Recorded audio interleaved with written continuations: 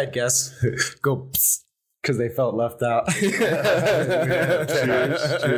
Can I give my favorite cheers that I've ever heard in my life? Absolutely. I'll say I learned it in Portuguese. It's a Brazilian expression, and then I'll say it in English, but it's a felicidade dos outros porque nossa já está garantida, which means to everyone else's happiness because ours is already guaranteed. Oh, I like that a lot. Yeah, and with that, cheers. Welcome everyone to the Unorthodox Film Podcast, the show where we and our guests make recommendations for movies based on a variety of topics and genres. At the end of the episode, a title from our list is randomly chosen for a fresh watch and a deeper discussion at the top of our next episode. I am Bradford Clark, and with me is my co-host, Joseph Quick. Joe, say hi. Skull. And then that great bit of motivation that you heard is from our guest today, actor and writer Jacob Cullen, also known as Barry White Jesus. Barry White Jesus. And the deeper the berry, the sweeter the Jesus. Absolutely. So how you doing today, man? Welcome. I'm doing fantastic. I was mentioning before we start rolling, I got a shout out for my end of summer vibe. Very Miami Vice, and a lady in the parking lot was like, "Giving Miami." Yeah, Miami. he's got a nice pink sweater vest on, Yes. and blue shoes that matches. Very Vice City for sure. For sure. Vice City / undercover. I'd play you in Grand Theft Auto for sure. Yeah. Barry White Jesus. So that's on today's hilarious. episode, we will be making recommendations for films with plot twists. But first, we will be taking a look at our film selected on our last episode. And on our last episode, we had Jeff George on, and we were talking about time travel films. Yes. And randomly selected Army of Darkness from 1992. Such a classic. Sam Raimi's close of the trilogy of the original Evil Dead.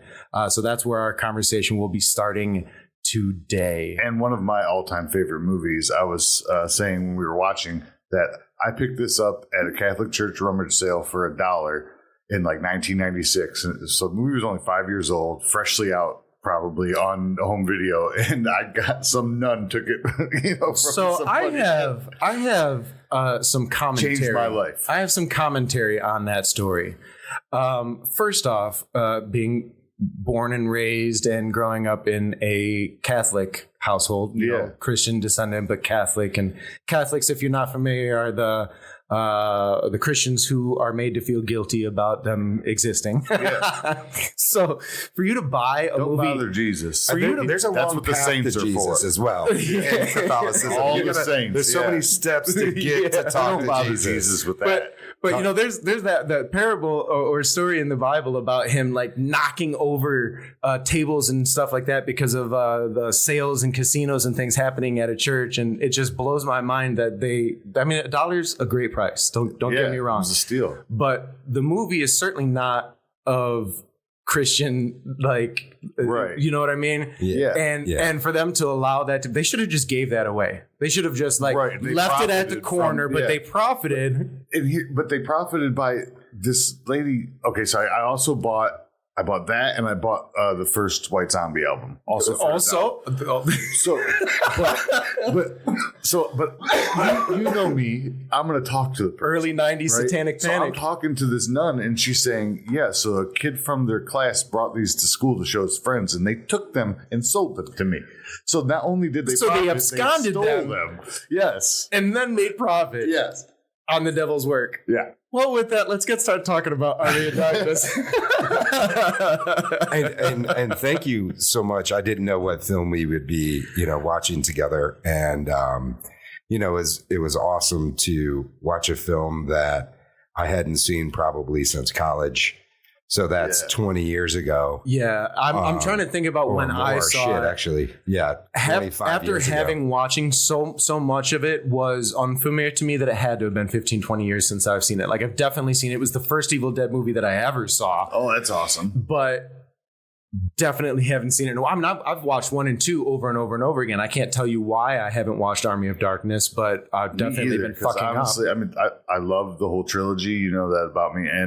But this one is like the standalone. Like it's trope-tastic. It has so many nods to everything Every single about Sam Raimi. Yeah. And everything that influenced him. You know what I mean? You have Monty Python in there. You have like The Three Stooges. The Three Stooges. And not only those kind of like troop kind of tropes, but also just like there are some shots where you're like, this is straight out of this movie or that movie. You made a couple like Danielle Steele. Yeah, In the kissing scene, it's like a ponytail, and the hair was blowing. Yes, and the silhouette was perfect, and he pulls her up, and it's almost like Gone with the Wind. 5 of those exact books. Yeah, same cover with a different model. Yeah. So real quick, if you didn't end up watching Army of Darkness or have never seen it, and don't want anything spoiled, although I can't really say that this is a movie that we could spoil for you, just skip ahead about 20 minutes because we are going to be talking at great length about Army of Darkness. So we've all seen it before. This was not a fresh watch for any of us, so that's cool.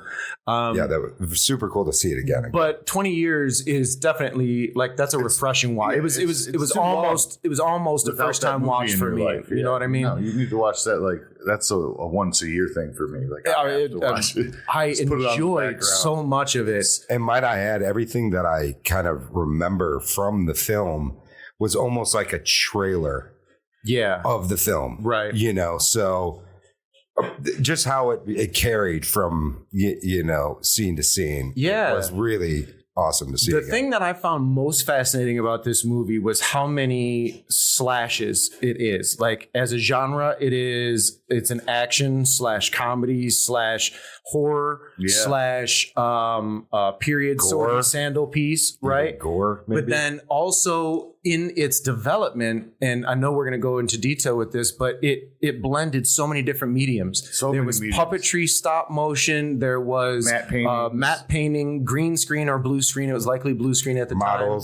Models, split screen, where he had played an evil version of himself in the same frame. Oh yeah, and all within you could blend 3 or 4 of those different types of filmmakings all within one action sequence. Yeah. And that, for me, was just phenomenal. So the movie was, it's a Sam Raimi written and directed. Ivan Raimi, his brother, also co-wrote with him.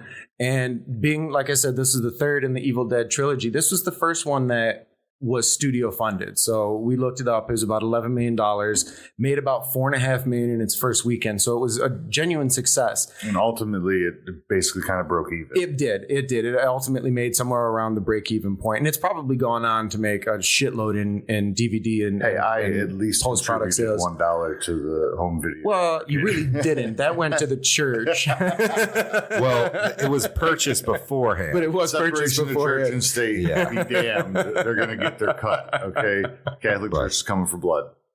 So, as far as a third movie in a trilogy, let's start there. The movie kind of sets it up so that you don't have to have seen any of the other movies. Do you believe that it's beneficial to have seen the other movies, or do you think someone completely unrelated could come in and just 100% enjoy it? Standalone.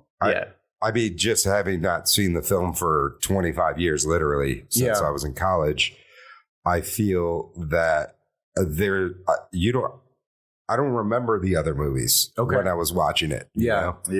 So, I mean, really, because I haven't seen those other films in quite a long time. The only lore you really need to know is the Necronomicon, but they cover that at length in Army of Darkness. But it's explained in the film. And you get that little bit in the intro where it just covers, 2 pretty quickly.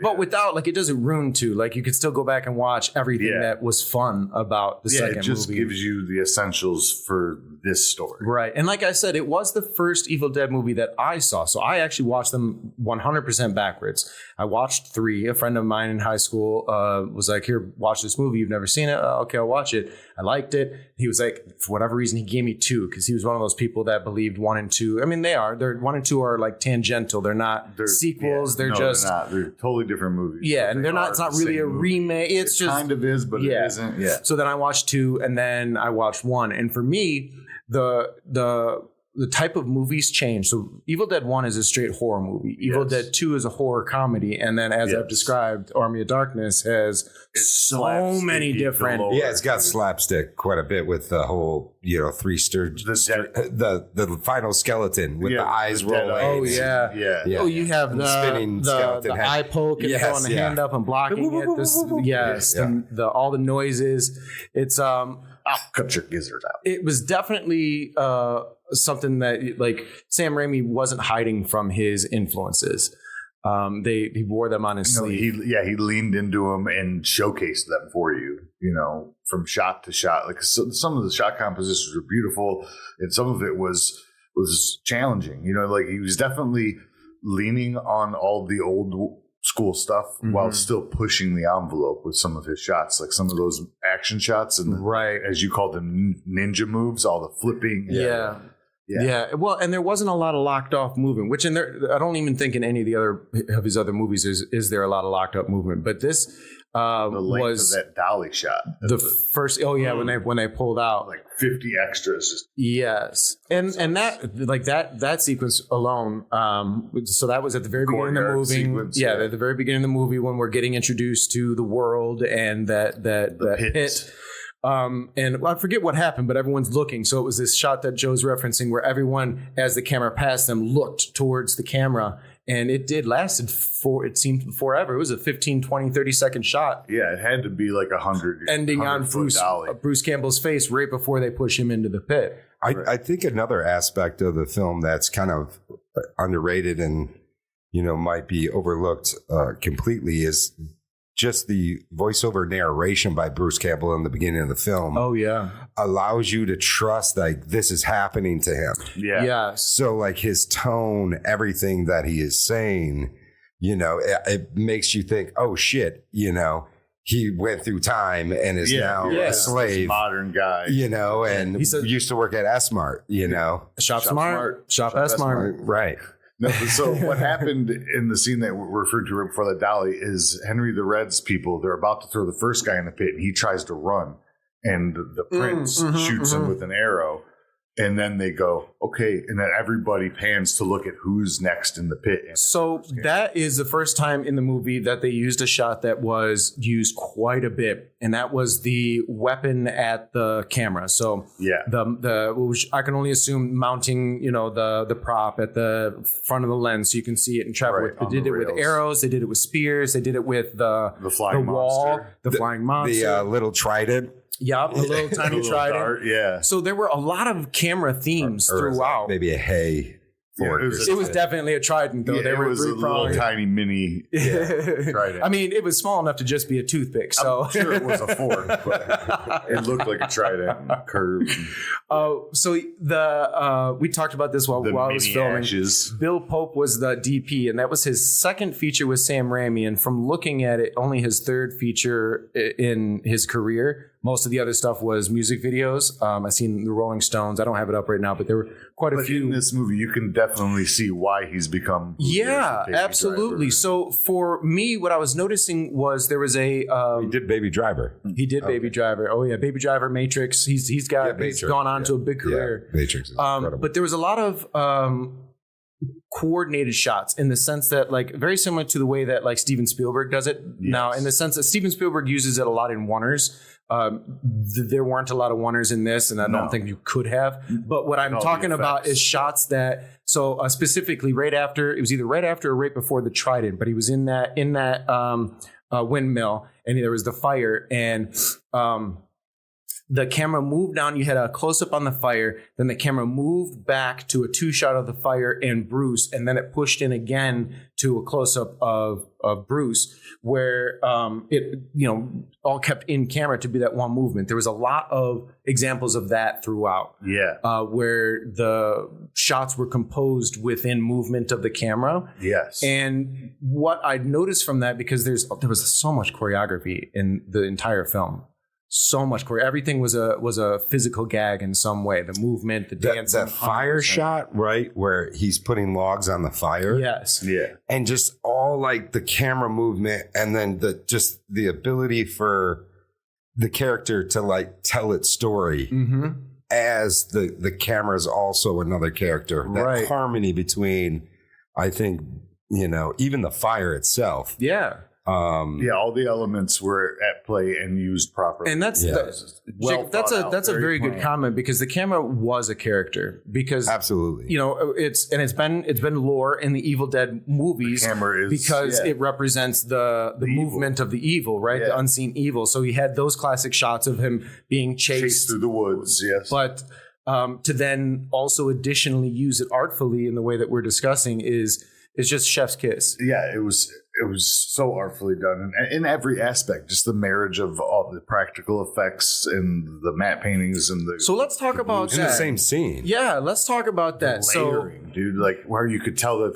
there was a model in front, like Charlie Chaplin style, and then there's him probably on an apple box or something in the back, and then the matte painting behind him, and like subtle differences in the lighting, right? You can kind of tell, but you really had to be looking to know that that's what they were doing. But I think watching it in really appreciate, high definition probably calls out that more than it 100%. Did back in '92. Some of these things, like when it's like the rear projection, you see the nail over and they cut it to not suspend disbelief. Like when I watched that on VHS. It's dirtier. There was one or two things that I would notice. Watching it on high def now, I notice 15, 20 things. I'm also more learned. Sure, our eyes are more in tune. At the same time, it is definitely the resolution that gives some of those gags away. I mean, I'm a fan of like 32 frames per second, like that. Yeah. Just the ultimate, a moving painting. Yeah, right. And like something like Barry Lyndon or something like that, you know.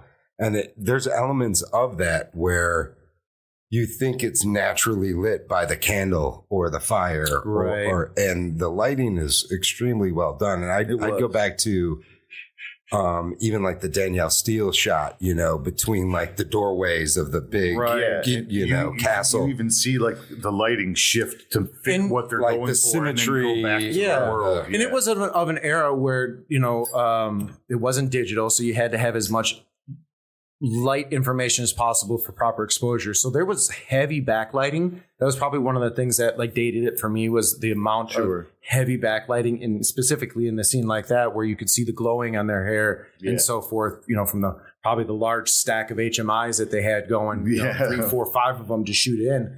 But not to cut you off, but within that shot, it also, and I think all of the images reminds us of something that we've seen when we were younger, but even multi-genre, like it's almost like he's making Gone with the Wind into a Danielle Steele shot. Sure. You know what I'm saying? Like the big, light behind, if it's a fire, if it's a whatever. Yeah. And then that, acknowledgement and awareness of itself to make it, a Danielle Steele moment. Yeah. Right. Yeah, it was an oddly sexy moment in a movie that's arguably not sexy at all. But fell in place. Yeah, absolutely. It was very, very purposeful, and his character was very. Nothing felt forced in the movie. No, right. Even when like they're forcing the joke, like that's part of the humor of the movie. And I feel like I don't know what it was that they did so well, but somehow it was done so well that you accept the world that you're in as being this, very Three Stooges, very, cheeky, very, it's like it's tongue in cheek for sure. You're aware that it's aware of itself. And, maybe it's because I'm long standing in the Evil Dead and the way that Bruce Campbell is that type of comedian where, he goes a little over the top. Yeah. But in the proper way. But he has that classic Hollywood look that allows him to do it, I think. Yeah, 100%. 100%. I think maybe being from where he's from, like, and not to give, any shouts out to Michigan, but 100% shout it out. It seems that, those Michigan actors like a Robin Williams, a Jeff Daniels, somebody... there's another level of maybe what hard work is, and that motherfucker. Can we swear on this? Yeah, sure can. Let it go. I should have asked prior. But. No, no, curse it out, bro. Motherfuckers roll. Yeah. So I think him having appreciation and like doing the work of understanding all of those gags and bits that need to be played out. And being able to do that to 100%, Yeah, he is definitely an actor who knows how to work with his gags. And coming from, his first film being Evil Dead and then working at extensive length with Sam Raimi and his other street buddies as they grew up, they did a lot of these things. And I don't know to what level. I haven't seen their their early B movie or shorts and things like that. Sure. So I don't know to what success they were. But they obviously understood it, because this movie definitely had more gag setups than any of the other movies. And the other movies were pretty much 100% gags, but they stepped them up. Yeah. You know, because you're talking about like the skeleton fight that was 100% stop motion and looked like Jason the Argonauts or anything else that Harryhausen had never done. The Clash of the Titans, the whole thing, like the stop motion with the projection, the Kraken. It reminds me. It blended in with fighting against real so people. Good. But then we said a lot of Tim Burton in there. It as well. very much has especially Tim Burton with feel the elongated that drawing when he got sucked into the book. Out face. Yeah, with Alec Baldwin and Gina Davis. Oh yeah, with pull the eyes out. Yeah. I'm not sure, honestly. It would probably take too much time at the moment to clarify if there was anyone working in the special effects that worked with Tim Burton at all. That's an influence of Tim Burton, he doesn't do it himself, you know. And it's also the fact that, you know, if it's in the zeitgeist, right? It's there. It's of pop culture, so it's to be emulated, right? To an extent. And Beetlejuice came out just before. Yeah, because this is 92. Beetlejuice was also 89, 88. Pee-wee's Playhouse. Oh yeah, with Marge. Burton worked on Playhouse, of course. He directed it, right? Yeah. The movie, but I think he worked in. He might have worked on the in show. Art. I think he worked in art on the show. Oh, okay. So The Big Adventure is what I guess I was. He directed that. That was his first film. So, but also the special effects people, I would be interested if there's any crossover. That's what I'm saying. I'm not really sure if there's any artists that worked, you know, in tandem. But with even the eyes on the skeleton that's being slapped around and going around like the Three Stooges bit, right? Even when when the eyes are going almost like casino, slot machine, it just seems as though that has to be some crossover. But again, when you can mix in so many elements that are give you recall when you're watching a film, almost every other scene there was something where I'm like, that looks like from this or that. Like, you could see Gulliver's Travels, right? Where he's strapped down. Where he's strapped down, and by all the little versions of him, it was very, very Gulliver's Travels. Yeah. I personally, when he went into the windmill, the first thing I thought of was Don Quixote. I thought of that, and then when he finally gets to where the three books are, and he's going through the graveyard, I thought of I just had it. Legend. Okay.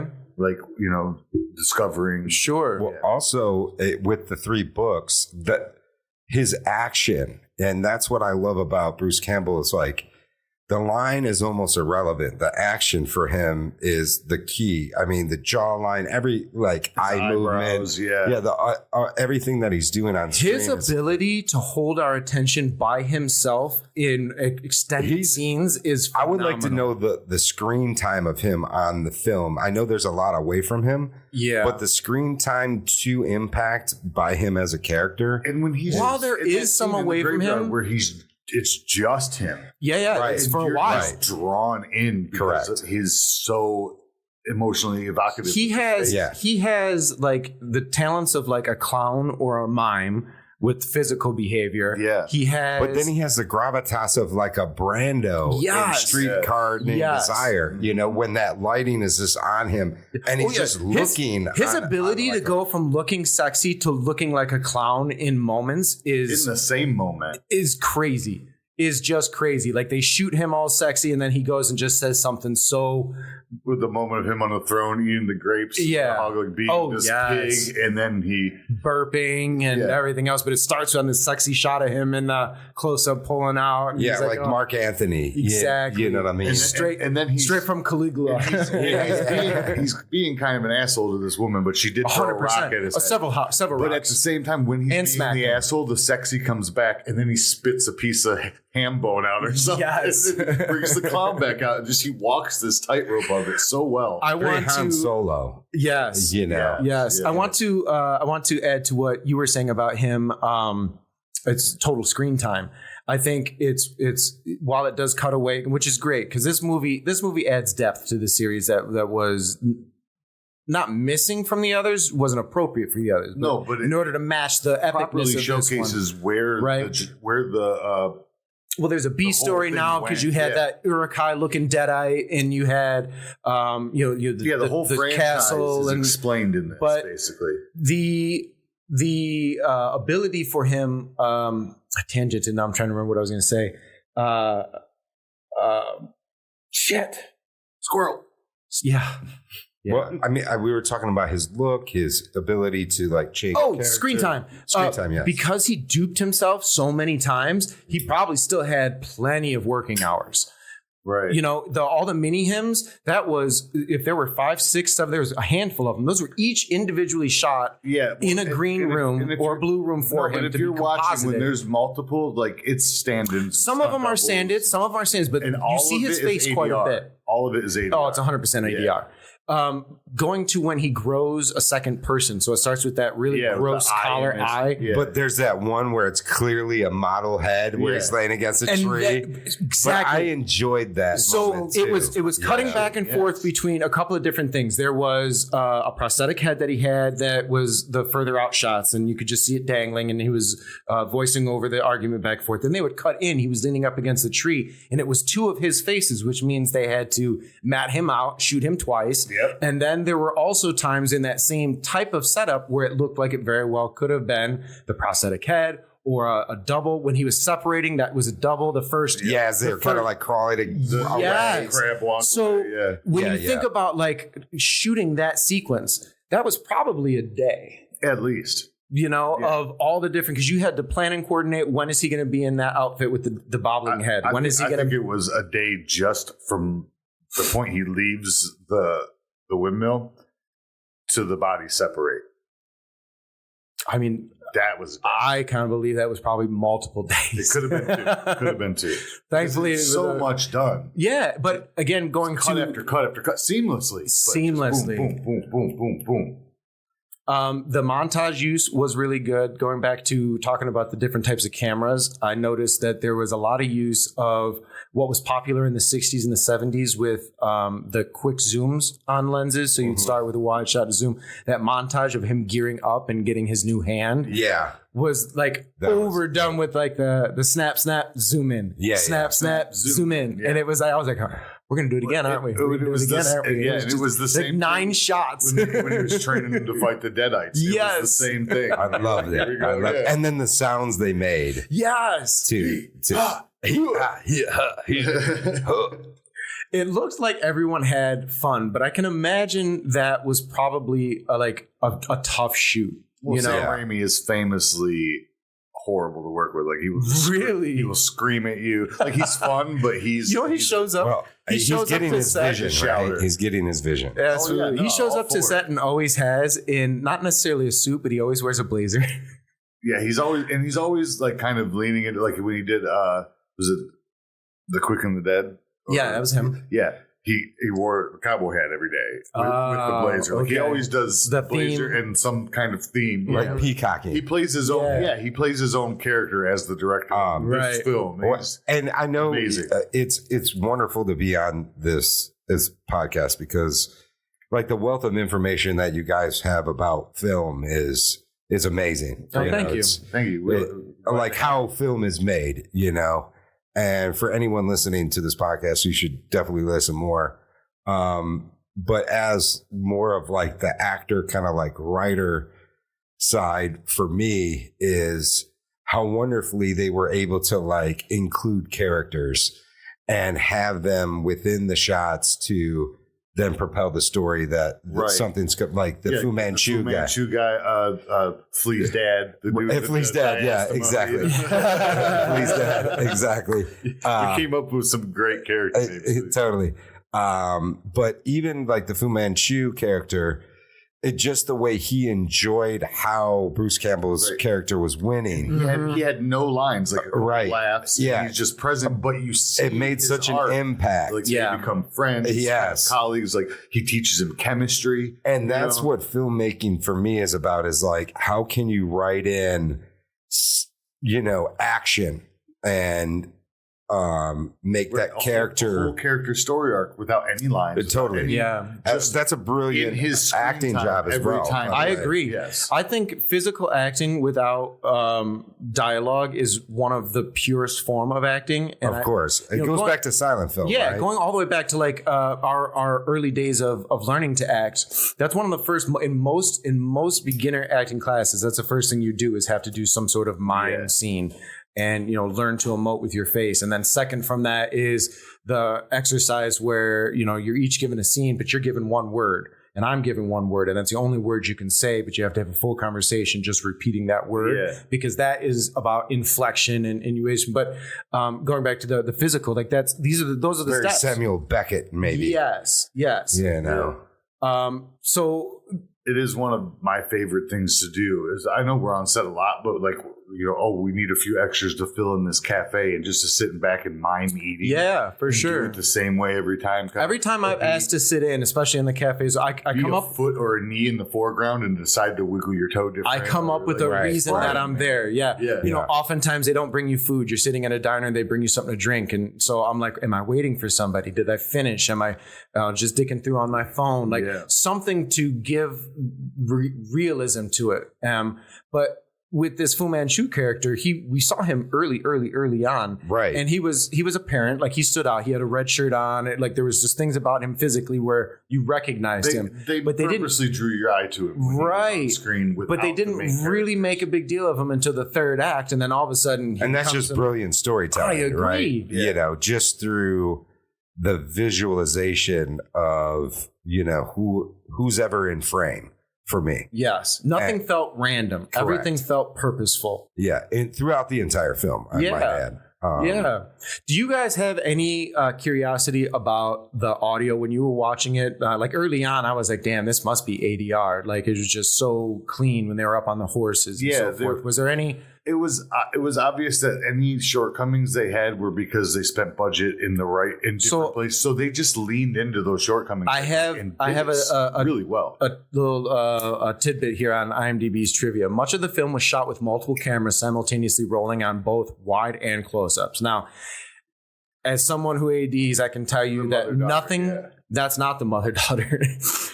The thing that pisses sound off the most is shooting a wide and a close-up, because a close-up is when they can get their boom in over the actor's head and get clear audio, but you can't hide a boom in a wide. So they rolled both wide shots and close-ups rather than shooting a master first and then later close-ups. Because of this, the boom mic had to be kept back further from the subject than would usually produce acceptable sound. For this reason, Bruce Campbell often wore a wireless transmitter with the microphone pickup concealed in the chainsaw pull start hookup of the strap. Yeah, that's an interesting place to hide a wireless mic. Oh, yeah. They didn't have the technology. Oh, yeah. And the transmitter tucked down inside of the shotgun holster on his back. Campbell had to be assured that the black foam ball covering the microphone pickup would not be visible on camera. He was nervous about it. But I'm wondering, even with that, like you said, early technology, was that even good quality audio? Was that still just better reference than none at all? I will even say, as an actor, like recently I had a squib on it, as I watched it, I'm like, they're going to have to cut that well because... Did you have a squib and a lav? Were you still sound mic'd? Yeah. Really?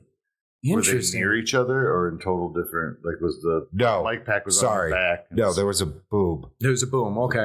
There was a boob. I wouldn't be. It's usually both. Yeah, it's usually both. So, just a quick side, because I want you to finish that story. But just a quick side for our listeners: the best quality audio that you're going to get for a film, the preferred audio from your sound technicians, is going to be the boom. But as we discussed, sometimes the boom can be a bit of a problem. Your lav mics, while great, and you might think like, oh, that's going to be where all the good sound comes from, is actually problematic. It's very problematic because costumes make noises. Of course, when you touch your chest, you're going to get that. Just any movement, actor's heartbeat. Yep. If you're wearing a windbreaker, so these things end up becoming friction of any more sort. Reference, and so it's very, very, very important to get clean boom audio. So that's just an aside. So you were squibbed up. So I'm squibbed up. I got the condom with the blood on it. In it. And if you don't, because they were like, oh, and I can't see it, right? And they're like, oh, they're talking about how it looks. And now that changes how I walk. Sure. Right? Outside of the character that I've been walking as. Mm-hmm. Right? Yeah. So do I have to like change my posture to not make it, as visible Right. or Do you whatever? feel like even if it's not peeling away, you kind of feel the tape peeling, so you're going to walk slower to I was accommodate? kind of like with a waist trainer. Okay. So it was like a waist full trainer strap on. with, the metal plate, the full, gunpowder good, they used charge. the metal plate. Good. Thank God. I mean, and I fucking felt it. You will. I mean, it So was a imagine full charge. Imagine what it felt like without what a metal plate. You know like what cinefoil is, right? Oh, it would fuck you up. Yeah, absolutely. So cinefoil, for our listeners, is basically a black version of tinfoil. It's a bit thicker. It's pretty rugged. But I literally had, and I do not recommend this, but special effects people who didn't have the metal plates, and they just use cinefoil. I built it up like a 1/4 inch thick. Oh, so, but yeah, like I felt safe. That wasn't the question. The question was, can it be seen? Right.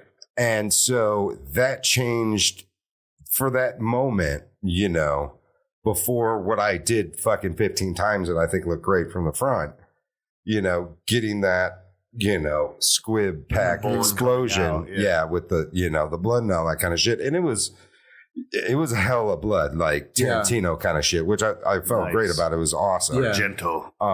But without, sorry, that's empty. No worries. That's all right. Man down. It's if that's not planned out, and we kind of, talked about that, if it's not planned out in pre-production, even at the table read, if anyone from special effects, and this is like, I think it can go into industry wide, even if the special effects person, whoever's doing the stunts, the gags or whatever is present during the table read, like this is what's going to happen. They should talk through it. Yes. Yeah. And, wardrobe needs to be there. So if the 100%. Shirt needs to be a little fucking bigger and not just one fucking shirt. Correct. Yeah.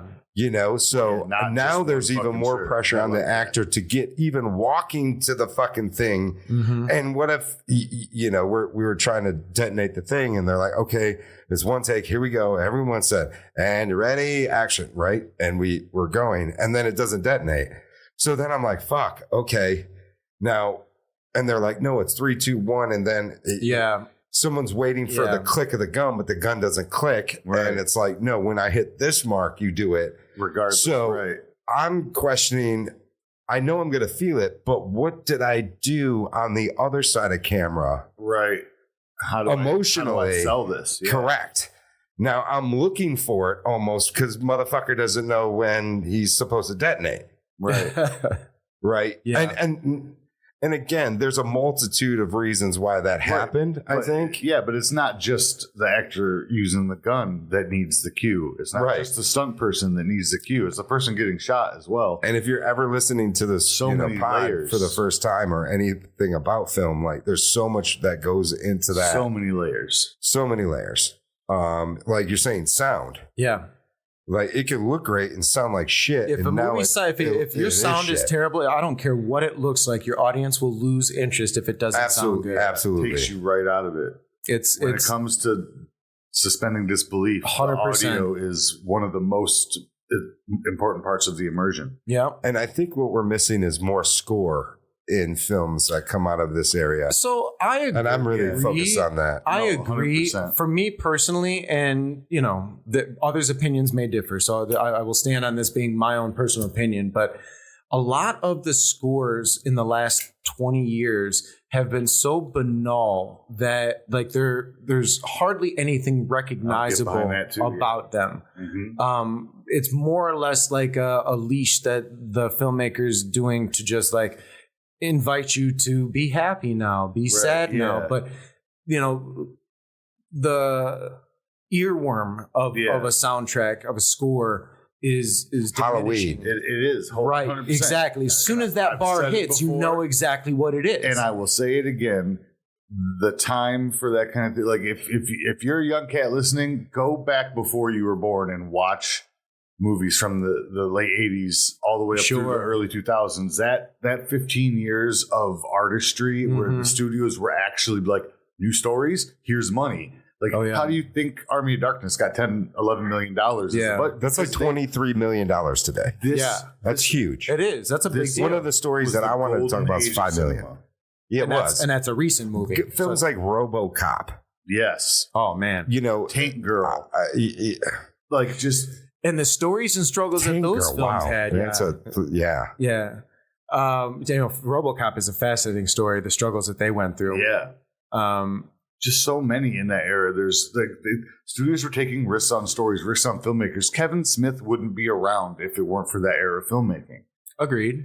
You know, I mean, he might be a hard example to use. That, I was going to say he's a hard example to use. I'm very happy with it. He probably would have made his way, but he wouldn't be as big or how or anyone like of his own. Exactly. He did it of his own accord, his way. Yeah. He didn't have to buckle down to the studio. Correct. That's what we're talking about. True artistic control. Damn, man. So the Oldsmobile Delta 88 fell from the sky. That's the recurring thing in Sam Raimi's movies, but that got fucked up. Yeah, it did. It got fucked up in that movie. One of my favorite things is how they rebuilt it into like a chariot with a windmill. Yeah, it's like a tank now, and so it's almost like a Trojan horse, even 100%. It's like, one of those. How the fuck did it get there? Yes. I laughed so hard when I'm seeing him fall from the portal and the car. I'm like, of course the car had to come. How else would you get it in the movie if it didn't come with them? And it's gotta be. It's in every movie. It's in every movie. When I saw it at I think it's the end of the last Doctor Strange movie, I was like, yes. My favorite inclusions to date was Drag Me to Hell. Wasn't it her car? I don't remember it in Drag Me to Hell. It was the. I know it's there. It was the old lady's car. It's the old lady's car. So when she pulled up to the bank, did she drive her to the bank? No. I think it's the first time you saw it. No, the girl drove to the bank. You don't see the old lady drive. Oh, she was in the bank already. It's just in her driveway when she shows up to return the thing, and it's her funeral. Yeah. And that scene is, like you have to be looking for it. So they barely show it. We've talked about the music. We've talked about the cameras. We've talked about the different special effects and things. Is there anything else that you guys want to land on? I mean, we can talk about the story a little bit. It's a great film. I mean, I just think that, again, from scene to scene, they allowed the characters to occur. Mm-hmm. Nothing slowed down. There was no point where I felt a momentum shift to a relaxing moment. And even in the kind of grape eating scene, there's a tension. Yeah, because I'm like, it seems kind of like a weird porn where the guy who just got cucked is in the room. Yeah. You know what I'm saying? My throne. Exactly.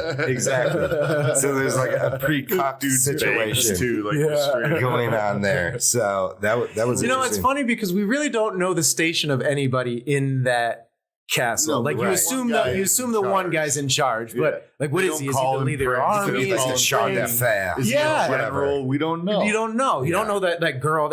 You obviously her brother or husband or somebody was killed because she came asking about it, and then what we do know is it was her brother. Okay, and so that leads me to believe that she's the one sought after by the guy that's in charge, but you still don't know if he's the prince. They don't say anything. I will say that Ash, I would say it's probably his castle. Yeah. You don't see anybody else with a higher up kind of. Ash gets over girlfriends faster than anybody in movies I've ever seen.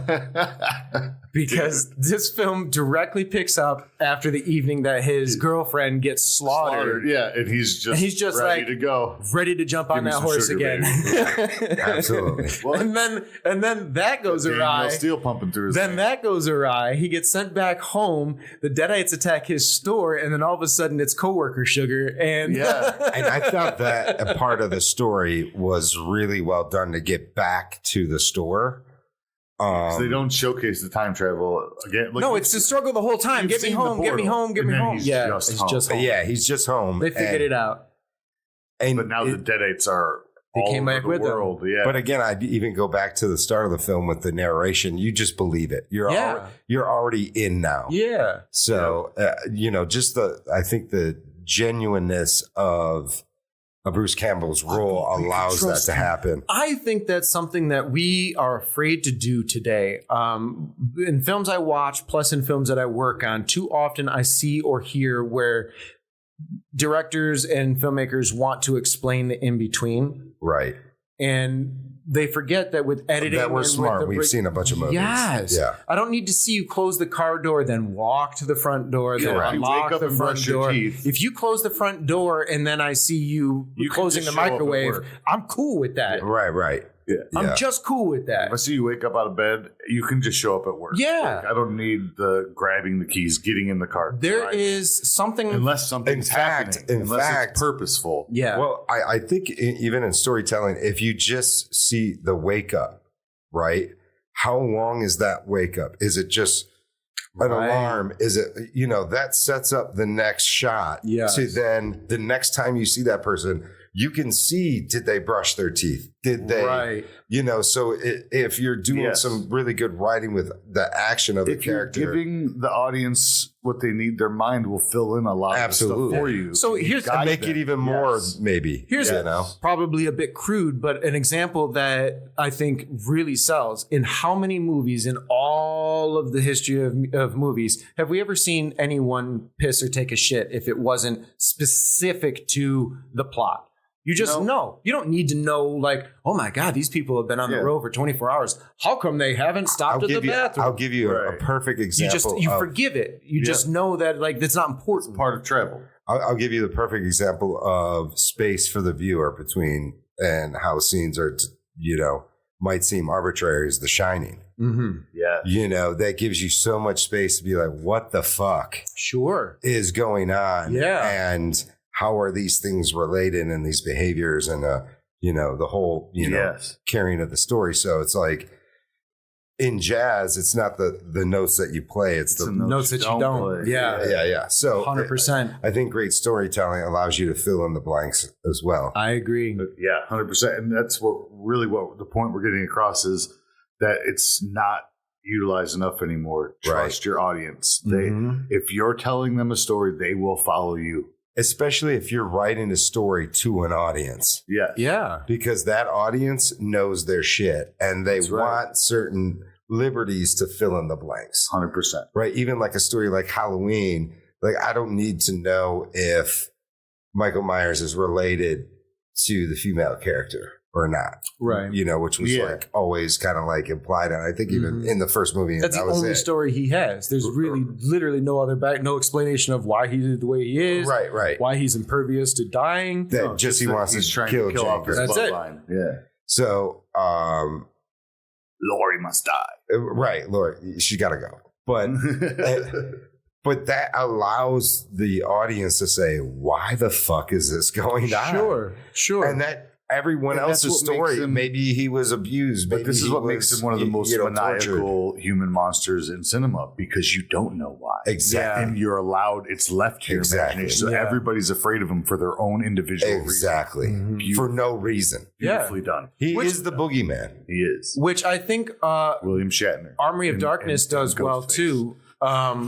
because you have the Deadites, and if you've been watching the movies up to that being the third in the trilogy, you've also been with the Deadites, and there's been kind of an explanation. But if you were to look at Army of Darkness as a standalone, which is, I believe, how it was sold, because it's not Evil Dead Army of Darkness. No, it's just standalone. Army of Darkness. Yeah. The movie doesn't really linger on the fact that the townspeople are experiencing these Deadites. Like, it's not how long were they dealing with it. You just accept there's a problem and Bruce is going to fix it. Ash is going to fix it. Yeah. Right. And before, there's a little alluring to it, because the Deadites is the whole reason that Henry the Red and whatever the other guy's name are fighting. Because they think it's coming from it's a brush over in that first open scene. Okay. There's so much other stuff going on, but I've seen this movie 50 times. Sure, so I can tell you, I can quote every line. Well, even just talking about choice and presence and storytelling and whatnot. And I don't know if this is before The Last Crusade, but when choosing the three books and choose wisely kind of moment, right? You can see how Campbell holds the moment before choosing that because he already chose poorly. Yeah. And then he's like, you motherfucker. Yeah. Right. And then he's like, no, I'm gonna. And then his hand gets fucking bit. Yeah. That's so. But it takes him getting fucked up twice before he remembers he's supposed to say magic There's words. only 3 books. Hold on, that's the joke. There's only 3 books. He chose poorly every time. Every time. The deductive reasoning came down to his poor choices. At the very last minute, he was like, "Oh, the words I have to say that." It's definitely an N-word. Definitely an N-word. But yeah, Kneecap. just that. I mean, because with a K, right? His bravery allows him to be there. But the character is so fallible that he chose he chose wrong every time until it was right. So. And again, if you've stayed with this character long enough, if you've been through Evil Dead 1 and 2, the least reliable. Man, his decision making is terrible. Hero. Yeah, he's terrible, and that's what makes him one of the best fun heroes out there. Look at that, Bruce Campbell. If you hear this, I am yeah, brother. He still plays Ash seamlessly. This character never left this man. No. Well, I think we can close the Necronomicon on Army of Darkness. This was a great choice. Joe picked it for us. I'm going to recommend. Joe recommends. This is. Is this a movie that you would definitely recommend to somebody? Absolutely, and like I said before, I don't think you have to see the other movies to watch this. Right. Movie. While I recommend them, this is definitely if you're not into like I said, the first one is straight up horror. It's late 70s or 81, I think it was, filmed over the course of several years. So it was probably filmed in 79. But it's intended to be like a gross out horror. The second one is grosser, but funny. This one is just I wouldn't say this is grosser. I don't think this is the grossest of the three. No, there's not really gore. The blood in it's almost it like is a Holy Grail story. It is. Somehow. It is. And it's fun. Just him getting back to where he needs to be. It's very oddball, but it's so Sam Raimi. And it's still it's for a trilogy. A lot of times by the time you get to a trilogy, a film series can be shite, right? Of course. It's a breath of fresh air. Yeah. And this movie is one of the reasons I'm sitting here today. This was part of the birth of my love for cinema. Agreed. And watching it back, I can see, because everything I love about movies was there's so movie. much. It is a masterclass in movie making. It really is. And you kind of have to be aware of things. Maybe I don't know, but if you watch old Hollywood, but even for the actors, like the ghouls and witches and stuff, that's masterclass in if you go to a haunted house and shit. Oh yeah, that's how those people act, and it's brilliant. It really is. Yeah. The optimization of their behavior with the makeup and the costume, is awesome. You can tell that they had a plan, they executed it well, and everybody was prepared. For sure. I don't agree. think any time was wasted on that set. I agree. So, Army of Darkness, if you haven't seen it, watch it. Definitely. All right. For the ages. So, we are about to get into our list. Today, we're going to be talking about movies with plot twists. Mind-bending plot. So, when I was going through it, I was discussing with myself, what would genuinely constitute a plot twist? Does it have to be the very last moment? Does it have to wait until the third act? And I think that there's for me, the fascinating part about a movie with a plot twist is just the misdirect, right? Yeah. So me personally, I went with if there was some sort of giant misdirect after you started the film, that to me constituted a plot twist. If you were starting something and it offered something out of the blue to you, sure, I was like, oh, okay, I could consider that. How did you guys feel? I mean, I picked the topic for today simply, and thank you for even allowing your guests to even be a part of the production of your podcast and really be invested in what's going to be talked about and so forth. And in light of just loving film and film production and so forth. So I was just absolutely intrigued simply because I'm going through the process of writing something myself. And like we had talked about kind of off air, is that the more you can consume and be inspired by art or music or film is just going to add to the experience of whatever you're doing creatively. Yeah. So just to have the opportunity to do this on a Wednesday is fantastic, man. Yeah. And just be able to share, awesome time with a couple fellas that are into shit that I'm into. So, yeah, absolutely. It's just awesome.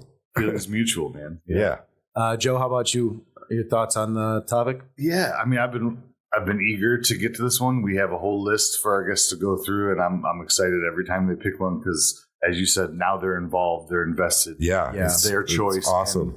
And I'm even happy when they come up with one that's not on the list because then I get to challenge myself even more. Yeah. For this one, I definitely felt like you said, as soon as the world's built, I don't care if it's in Act 1, as long as I feel the world around me shift. Yeah. Then I believe that. But I really wanted to lean into, because I'm a filmmaker, it's hard to kind of surprise me. Like there are ones where, even though it was well done, I'm like, I saw that coming. Sure. So mine are ones I didn't see coming. So another thing that I want to ask of you both is that if at all possible, because we are a show trying to recommend movies that possibly our listeners have not themselves watched, Right. to try and reduce the spoiling. Now it's going to be difficult because in the discussion, we're going to obviously first off say, hey, this movie has a twist, Yeah, we're going to which is already something. Yeah. But I think, we'll just use Spoiler alert. we'll use the smell test as far as how much we spoil and try and give some leeway for our listeners to be able to go into, this film and still get some. We do our gain some best to enjoyment try out of not it. to spoil the movies we recommend, but this topic Right. kind of lends. So we're going to do our best, Yeah. but we can't. I mean, fully but promise. Christ, I'm sure all of these movies have been out for a while. So. Some of them are. Some of them have been. And is. That's why it's like, if it's the last moment spoiler, it's like, oh, damn, man. But I might just say, and then at the end, something, so I might. But I constantly find myself going back to the 90s, and I might just reduce the detail of the 90s in this one. plot twist. So, Jacob, you want to start us out? So I get to pick a You film get to that pick we the first discuss. film. Okay, so there's so many movies, and again, I'm trying to write something with a pretty big plot twist. But I'm going with the movie that first really fucked me up. Okay. Because of the plot twist in the most scary way possible. I was just frightened of the entire moment, for a while. And that's the movie Psycho Okay. by Alfred Hitchcock. Yep. Yes. The turn at the end, and it's at the very end of the film. Right. There's maybe 3 more minutes of the movie Right. after this reveal. Yeah, it's pretty damn near the end. It's like the kind of closing of the case. Yeah. Psycho scene. is a classic thriller, and it's amazing. It was actually remade with Vince Vaughn And not a bad film. Hayes. The remake, the remake Gus was Van Sant, really? Yeah. It was I liked good. it. I mean, it does. It's not. Well, it's shot It's for not shot, Hitchcock. but at the same time, I think the one thing, because people do talk about it being unnecessarily shot for shot, and I think that has unfortunately. But it is one of Vince Vaughn's full confession. I didn't see Clay Pigeons. That and Clay Pigeons. I saw Psycho for the first time last year. Sometime it was the first time I watched Psycho, and the reason that that I didn't watch Gus Van Sant is because I wanted to watch the OG beforehand, especially if it was this. So. For me, I think the reason that the Gus Van Sant one was so far below the list was because of how everyone was like, oh, it's shot for shot. But that, for me, I'm realizing now that takes away all of the other people who put in work, including the actors. And that's no different than a play that runs for 30 years with 30 different casts. Yeah. Absolutely. Vince Vaughn, Right? amazing. And Hayes was great. Yeah, it's worth a watch. So But for this one, we're talking about the original. the vibe. OG 1960. Yeah. Yeah. Alfred Hitchcock. And Earth shattering when it came out. there was, and for me, this is one of those movies where I I knew of the twist, right? And that's kind of what 1960. 60. That's what kind of delayed my viewing of it, was because I was like, well, am I going to get any enjoyment out of this? Because is the enjoyment fully in the reveal? And at the time it was, and there's still more to agree. But what I didn't realize was that that's not the only twist. That twist at the end isn't the only twist, but right about the halfway point, the cast changes. Yeah. There's a, like, everything you know about Psycho happens in the first half of the movie. Yeah. After that, it's not a different movie. But that was all new to me. Yeah, that the whole, because your first screen, the shower scene, is not the end of the movie. That's all I'll say. Yeah. And the way, again, we were talking about space for the viewer to fill in. Yes. You're never seeing puncture wounds. You never see, it's just. No, in fact, movie is a masterclass in editing, because it's an illusion.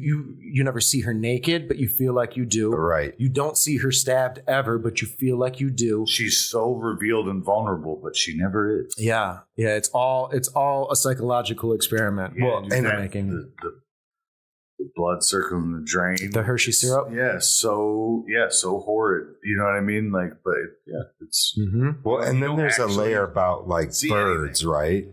Oh, dude, birds. No. In that film. Oh, okay. Right? He's like, there's a line about, there's a misconception about eating like a bird, because birds eat a lot. Right, because he has all the stuffed birds on the wall. Yeah. And birds eat a lot and stuff. And like, a woman is a bird. In like, it's British speak. Yep.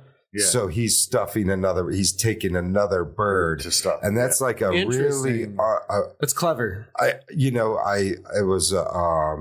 took a film interpretation class at Western Go Broncos, and that was the TA for that course the following semester, and really hit it off with like the professor, and really got to get some really interesting, film theory from somebody from like a lit review perspective. Yeah. Almost. And, understanding some of those layers of the film and the ultimate turn, there's another bird that is stuffed, so to speak. Right. And, just were there fucking 5 actors in the movie? Yeah. The cop, the girl, him, that's 3. There's the sister. Yeah. And then the boss at the office. Yep. Yeah. Right. So, literally a handful of characters are able to tell this, story of suspense and like really benign action throughout the entire thing. Yeah. But then, the shots and like the movement of Perkins, the audio design. He had Anthony Perkins, who played the lead in Psycho. He had so much difficulty getting roles after that because he could only be seen as that. Norman. It was typepast. Right? It was Norman. And what's crazy, Norman Bates. What's crazy about that is he's a very normal looking guy. Like he doesn't have a scary look to him. Like what made him? He was an everyman. Yes. He was an everyman. That's perfect. And then, so you would think like his continued career, he could be successful as just a fucking everyman. And it was very, very difficult for him. The mother, so chilling. The love for his mother, or perceived therefore, is really, this is a simpleton that is being dominated by his mother. He could be trusted. He could be, and then you get the watchful eye kind of scene. And again, that goes into bird watching. Yeah, 100%. Doesn't he's got a whole room that you mentioned, stuff, but it's a whole room. He invites her in the back of the office for some like sandwiches or cookies or something, and the whole wall is stuffed birds. Yeah, and he pulls one off to look through the people.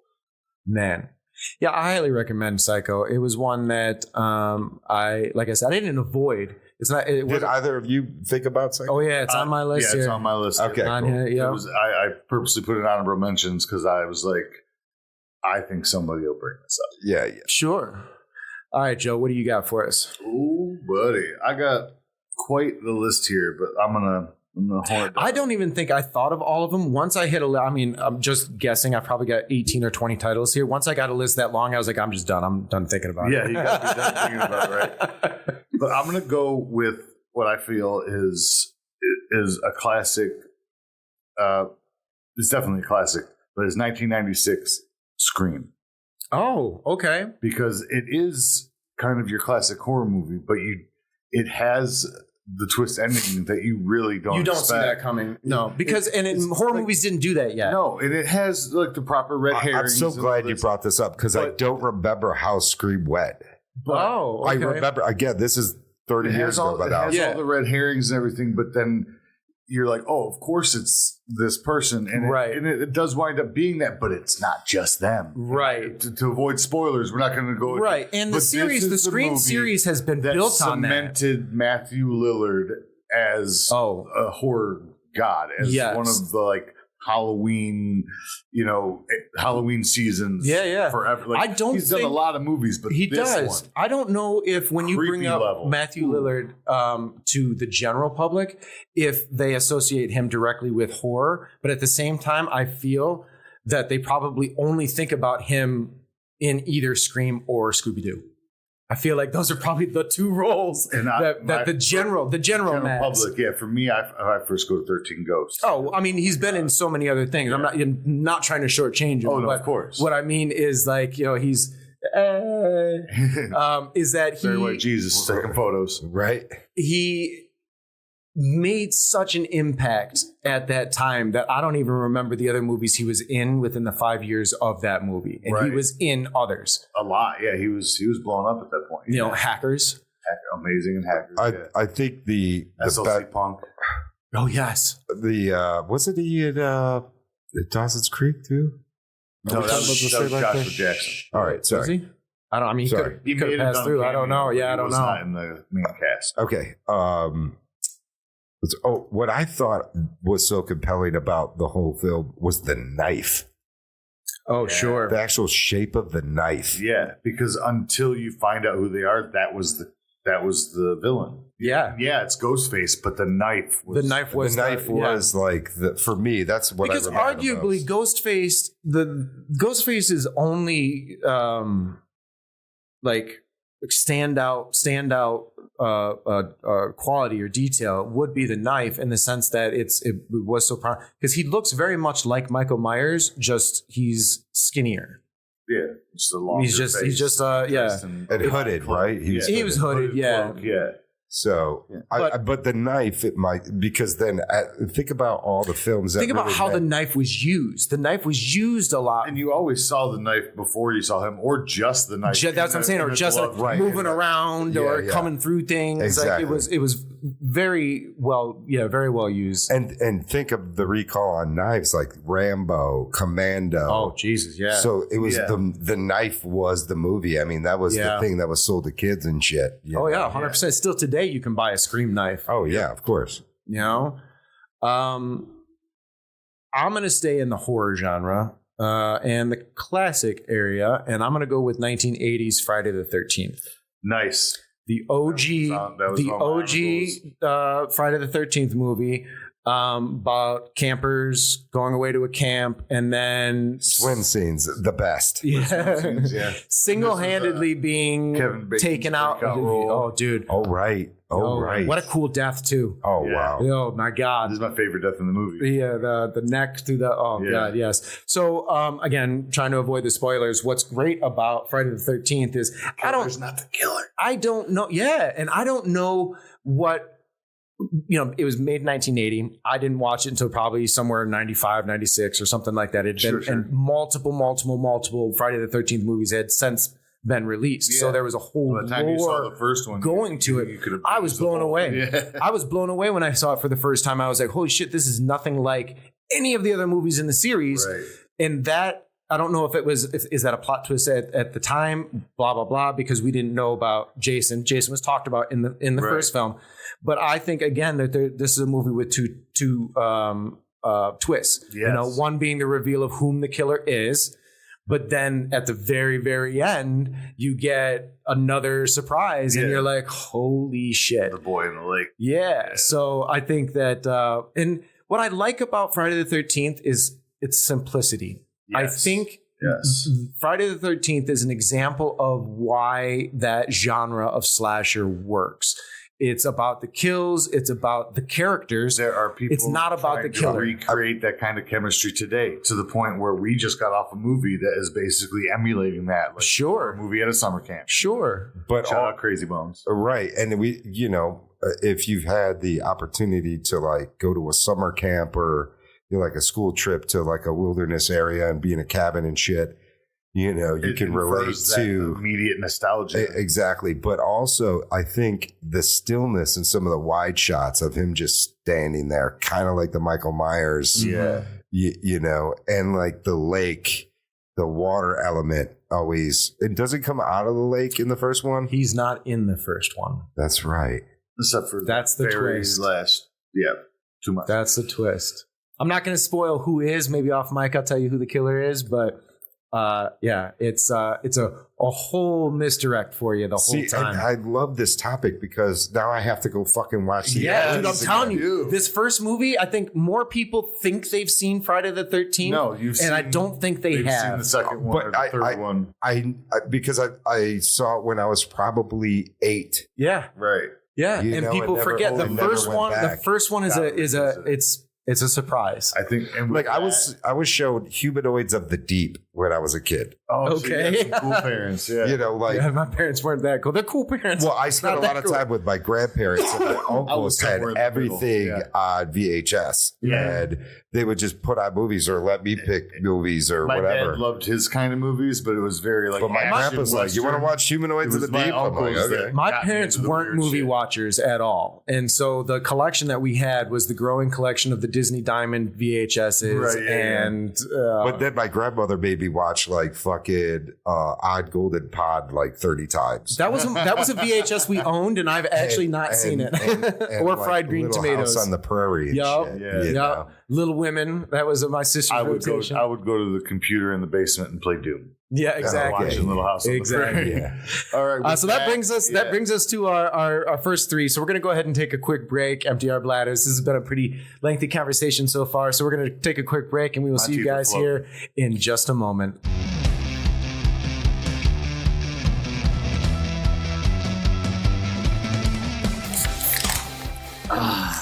Right. Welcome back. Bladders are empty. Legs are stretched. Yes.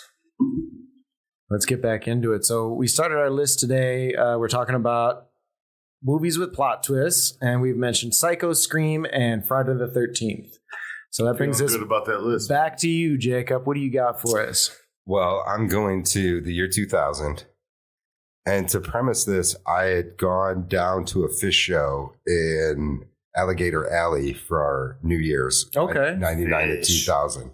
There was like 70,000 people in. Of course. The Indian, that's a lot of hippies. the Indian Seminole Reservation, a lot of patchouli. Yeah. I did some mushrooms throughout the trip. And I think I was in such an open state to like think about different theories and like the brain of the vat shit. Yeah, you're connecting to the source. Yeah, totally.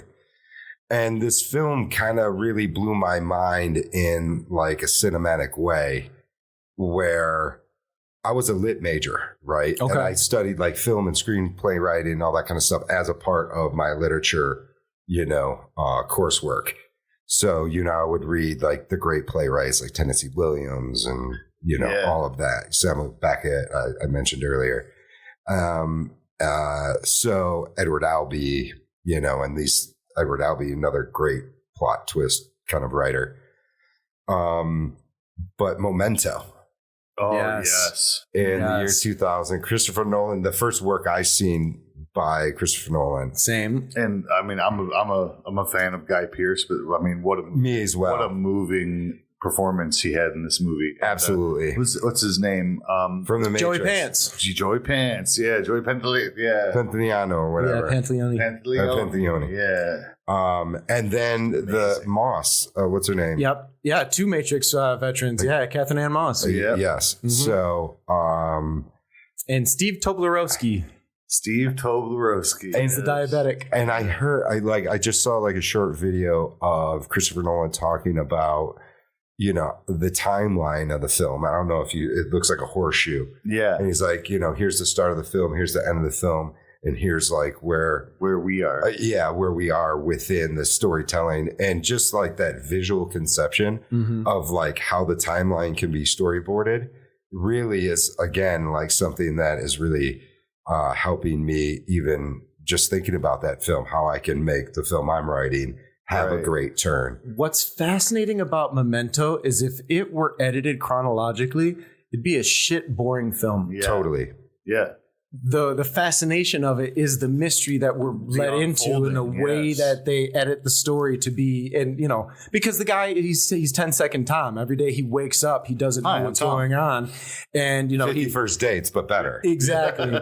he tattoos onto himself, but he's trying to solve the murder of his wife, and I mean, again, without ruining, it's brilliant. It's moving. Yeah.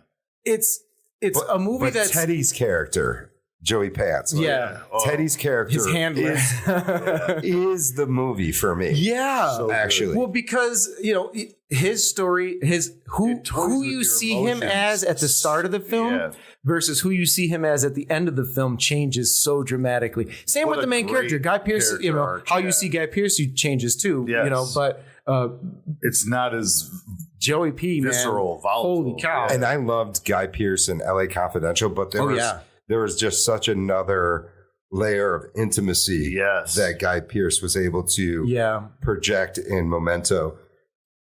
And I think it's only because of the editing that it's allowed to be displayed. Because again, if it was chronological, it wouldn't seem as intense as, it wouldn't play out in a way. The audience the way it does, and it does so viscerally. It's such a fascinating way to explore a mystery. It toys with your emotions, and it confuses them because you think you feel something, and then something's revealed, and you're like, "What?"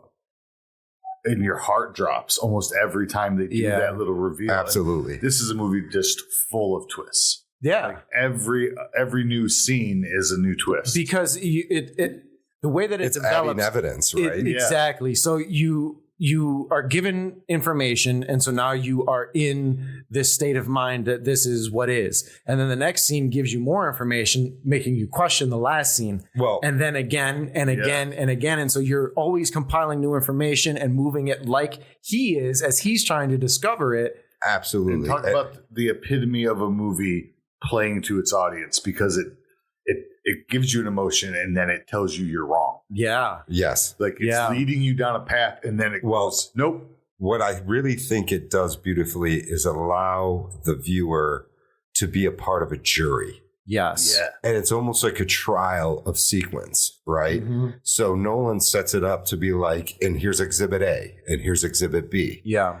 And so the viewer is able to participate the whole way through, kind of like in Army of Darkness, where you're never bored.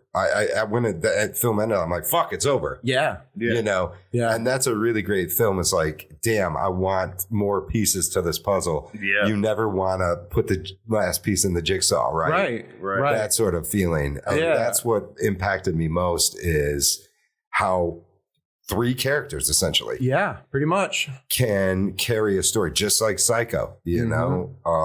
And what's fascinating is you would think that maybe a movie like that would be ruined after the first watch and that you couldn't really rewatch it, But what's great about it is every rewatch, because now you know more than you knew the first time, you can pick up on other things, and it's just it builds upon itself the more you watch it. Because a film like that, every frame is going to have something that's going to lead you to something else. You might notice a prop, like an Easter egg kind of thing. Yes, exactly. You're like, oh shit, I didn't notice that before.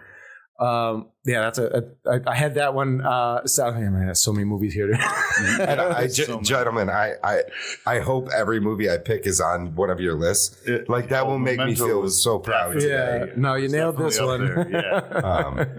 And that's not an honorable mention for you both, I don't think, right? Well, so it was going to become an honorable mention because I was in. I don't determine my honorable mentions until the end. Yeah. What I like to do is I curate a list. As the list develops, I've got my pool of things I want to talk about, and then like if I think a certain mood or a certain genre or something isn't being developed or being overrepresented, I'll go for something else. You know, I kind of go that way. I've got a list of 12, but I've selected 6 that in case one of you guys cross them off, I'm going to go with, so I have right. But I the other 6 are kind of like, I think you guys will mention them. If you don't, I might have to shove one out and slot it in. I do that all the time. But yeah, I'd always come with at least 12. And so I can't remember what you said, but there's something that you said that this one was definitely on the list, but as the reason I'm choosing it next. And this is 1998's horror crime, Fallen. Denzel Washington, John Goodman. Oh, wow. Such a good movie. It's a great Donald movie. Sutherland. And if you've not heard of Fallen from 1998, it's after witnessing the execution of serial killer Edgar Reese, played by Elias Cotiez, which, such a good actor. You also know him as Casey Jones from Casey Jones. Turtles.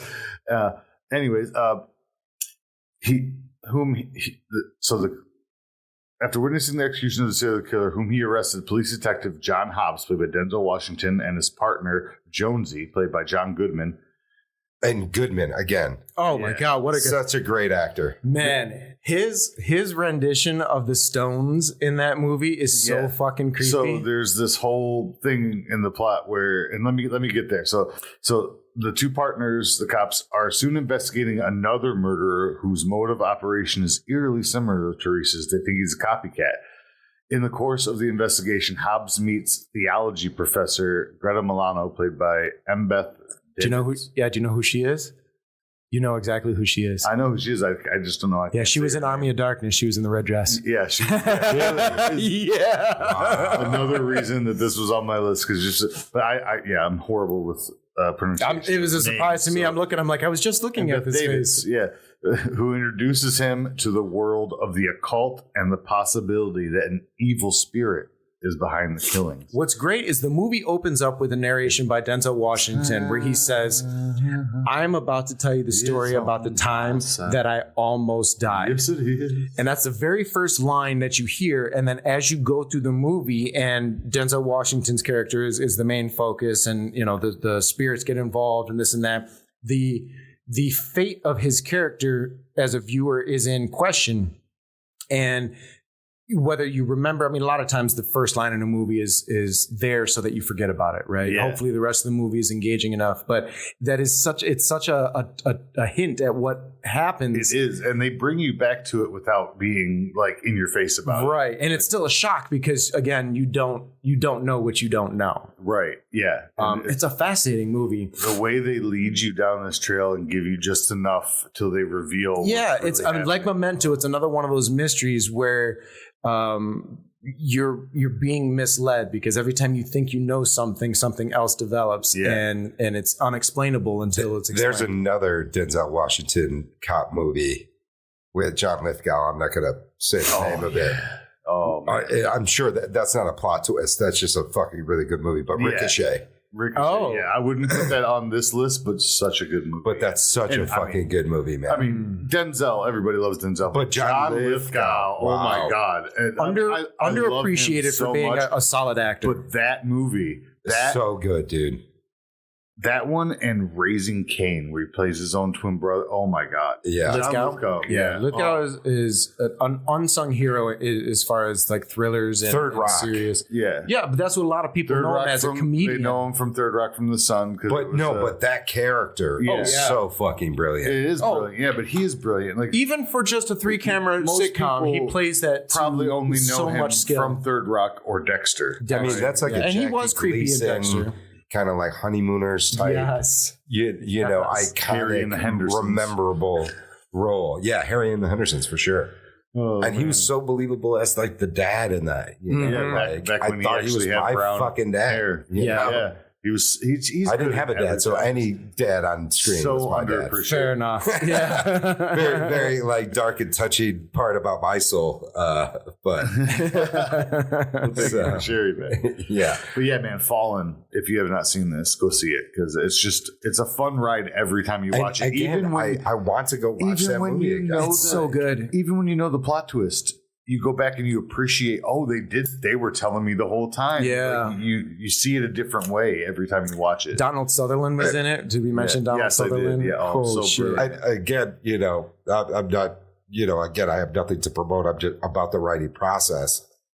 It's showing the audience the turn the whole time. Yeah. And then there's another fucking turn. Yes. Yeah. That's what I'm talking about. Yes. You know what I mean? And this is give them what they want and then give it to them again. Yes. And that is great cinema, And I think on that note, hands down, that's where my next recommendation comes in, is about the just completely misdirecting the audience the entire time. even though it's right in their face. You know that you know what you know, but you don't know what you don't know, right? Yeah. Donald Rumsfeld. And that's 1995's The Usual Suspects. Oh yes, Of course. Yes. Another crime That from the list. another crime movie where you've got an ensemble cast. And so all of these criminals are locked up and they're being investigated for this particular crime, and they're all being individually interviewed. And then you get Kevin Spacey as Verbal Kint, who is he's maimed. He's the of all of them, he's the guy that's like, he's the lackey. Like all these other guys. You got Benicio del Toro. You've got one of the Baldwins. Got, Green. One of the Baldwins. Stephen Baldwin. The one that's not the one of Kevin Pollak. Kevin and Pollak. Then, Alan Green, or what's his I forget the guy's name. From Stigmata. The guy who played correct. The guy who played Gabrielle. Gabrielle, yes. Yeah, that guy. But Gabrielle Green, is it? No, it's Gabrielle. He's so good. He's so entire good. plot. For some reason, I always Stigmata is wonderful because he looks similar to a Baldwin, so I always kind of thought Really? he was a Baldwin. I do enough to I know he's not now, but when I was a teenager, I was like, he doesn't have the eyes. No. So Gabriel Byrne. It's Gabriel Byrne. Gabriel Byrne. No, Gabriel Byrne. Yeah. But anyways, the whole everything that you see, because what's current timeline is them in jail. But the story takes place in the past as they tell the story of what happened in this huge crime heist that took a lot of preparation. And you're learning about this head of all of it, the Kaiser Soze, this big, scary fucking figure. Yeah. And as the tale goes on, you learn more about who, what, or where this Kaiser Soze is, and the plot twist involves that. I don't want to ruin that. No, I did not put this on my list because I knew whatever you were going to say. Right. Yeah. Well, here's the thing. I knew Brad probably would. I still put it on mine. I love this so movie. much. When I saw it, impacted me so much as a young person wanting to get into film. I was like, it was post Reservoir Dogs for me. So I'd seen Reservoir Dogs first. I'd seen Army of Darkness already, but I was getting into that more nuanced, that storytelling that was less direct, less normal, less. And there are people who have on reflection of The Usual Suspects don't like the idea of because like I said, the whole thing is our story is being told by criminals, right? So you have the unreliable narrator aspect of it, but that's what makes the movie so much fun for me. So much. But is it especially at the turn, at the reveal? Yeah, when you watch the guy who plays Dave Coulier, or is Dave Coulier, right? Is that the guy? Oh shit, is Dave Coulier in it? The FBI guy. What's his fucking? Oh, isn't that Joe? Oh no, it's Chase. It's Chaz Palminteri. Oh, Chaz. I was like David Coulier. No, I feel like his name was something like that. The character's name. It's Dave Coujan. Yeah. See, okay. Yeah. All right. So they cut Dave. They cut Dave Coulier out. No, but his name is Dave Coujan in the movie. Yes. That's my. Yeah. Sorry about that. But cut it out. Anyway, it's not Full House, but this. Yeah. No, but the way. He looks around the office and sees the lies unfolding. Yeah. But the truth behind the lies, the way they shot that, it was just, it was so, I was like, again, this is why I want to be a filmmaker. Giancarlo Esposito was in it. Yes. Yes, he was. Yeah. Dan Hedaya. A quick note about Dave Coulier. Apparently, Alanis Morissette's It's like Rain album, Jagged Little like Pillar. Rain. Jagged A Little lot Pillar. of those songs were about him. They sure are. Yeah, They were 100%. dated. Yeah, I did know that. Yeah. They dated. But you know what? They almost got really, obviously, at that time in my life, She almost married Ryan Reynolds too. when I saw that film it was about a group of guys, Yeah. and there's some, men run the world and it's supported by women. Stories about men are We important. run the world. They do. And however you want to frame that. But I think like it's the presentation, like how you can see an alien could see. Yeah. But like, even deep stage plays that are turned into film like Glengarry and all that kind of stuff. Oh yeah. Films about men in their daily struggle. Kramer versus Kramer. Yeah, Kramer versus Kramer. And that has like the symmetry of the male female, configuration in humanity. But even like, Usual Suspects, it's a wonderful ensemble cast of like men with extremely different personality. Yes. And like the fabric that the film can play off. And I don't know if a story about criminals isn't to be trusted. Normally criminals tell you the truth. Yeah. Well, they like to brag. And I think that's a big part of this story is because everyone in prison, the whole reveal is or whatever. He told you the truth. He coded it in lies, and he led you away from him by coding it. But you heard the whole truth. But he talked about because you heard the whole truth. But I also believe that, to Jacob's point, the demonstration of these men locked in a cell together, when it comes back to them and they're all worried about who's saying what and who's going to be turning, and because self-preservation is a thing with criminals for sure. 100%. You want to make sure that you're seen in the best light compared to those around you. You really start to get like the Lord of the Flies dissension. Yes. Yeah. Among them. Deep psychological analysis of like humanity. Because they start to go at each other. World. They like start 12 losing. Angry Men and shit. Mm-hmm. Exactly. So yeah, I highly recommend Usual Suspects. Such a good movie. Yeah. Absolutely brilliant. All right, Jacob. Is this coming in for our... This is now we've each done two, so this is your third. You got two more titles. Third. And it's so hard to pick, but I'm going to go with, I think, one of the most brilliant stories ever told out of a short by Stephen King, Shawshank Redemption. Oh, yes. And if we can get the year on that. I can look it up. I believe it's 95 or 96. But and again, if it's 95, that's a banger year. It's a banger year. It's a banger year. For some reason, my brain's telling me 94. But it is 94. Wow. Steel Trap. Absolutely. A savant in many ways. I have my moments.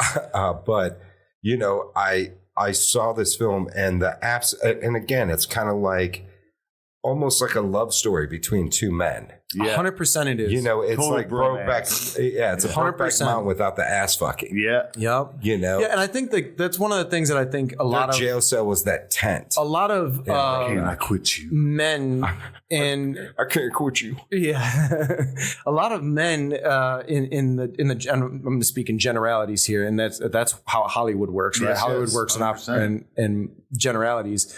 Have this fear of intimacy with other men because of the fear of being coded as queer or something. Yeah, I can't be leading man if I right. But what's brilliant about this is it's not a sexual relationship between these two, but it is definitely a love story between them. That like friendship is a love, right? That's a real Absolutely. emotion, 100%. And the development that these two characters have is the best part of that film. Like, the story aside, watching these two grow as friends of circumstance it's enlightening. Yeah, to the point where even when he's released, he's still like, I need that soul to ground me. Like, I still need you. You're like, that was more than circumstantial. It became substantial. Yeah. So, I mean, when I saw the film, my brother, he had gone through a lot of shit. Okay. And maybe had been in a situation like Eddie Dufresne. Okay. All right. And he was a huge Stephen King fan and read everything, Pet Sematary, Christine, fucking the Tommyknockers, It's a lot of work to read all his shit. The guy just he had the time to do it. Yeah, fair enough. Fair enough. And I was in the Peace Corps, and shout out to Cape Verde in West Africa, Cabo Verde, Viva. But, the first year I was in Peace Corps, I think I read like 55 books or something. Wow. Yeah. And just like kept a list of them, things that I learned, from each book. Yeah. And it was like The Life of Pi and fucking Art of Happiness by, the Dalai Lama and shit. Absolutely. But then rereading The Pearl or Heart of Darkness in Portuguese, like film. You read it in Portuguese? Yeah. Interesting. So I speak fluent Portuguese. Sure. I was living in a country that their official language is Portuguese, but then they spoke like Creoles and stuff like that.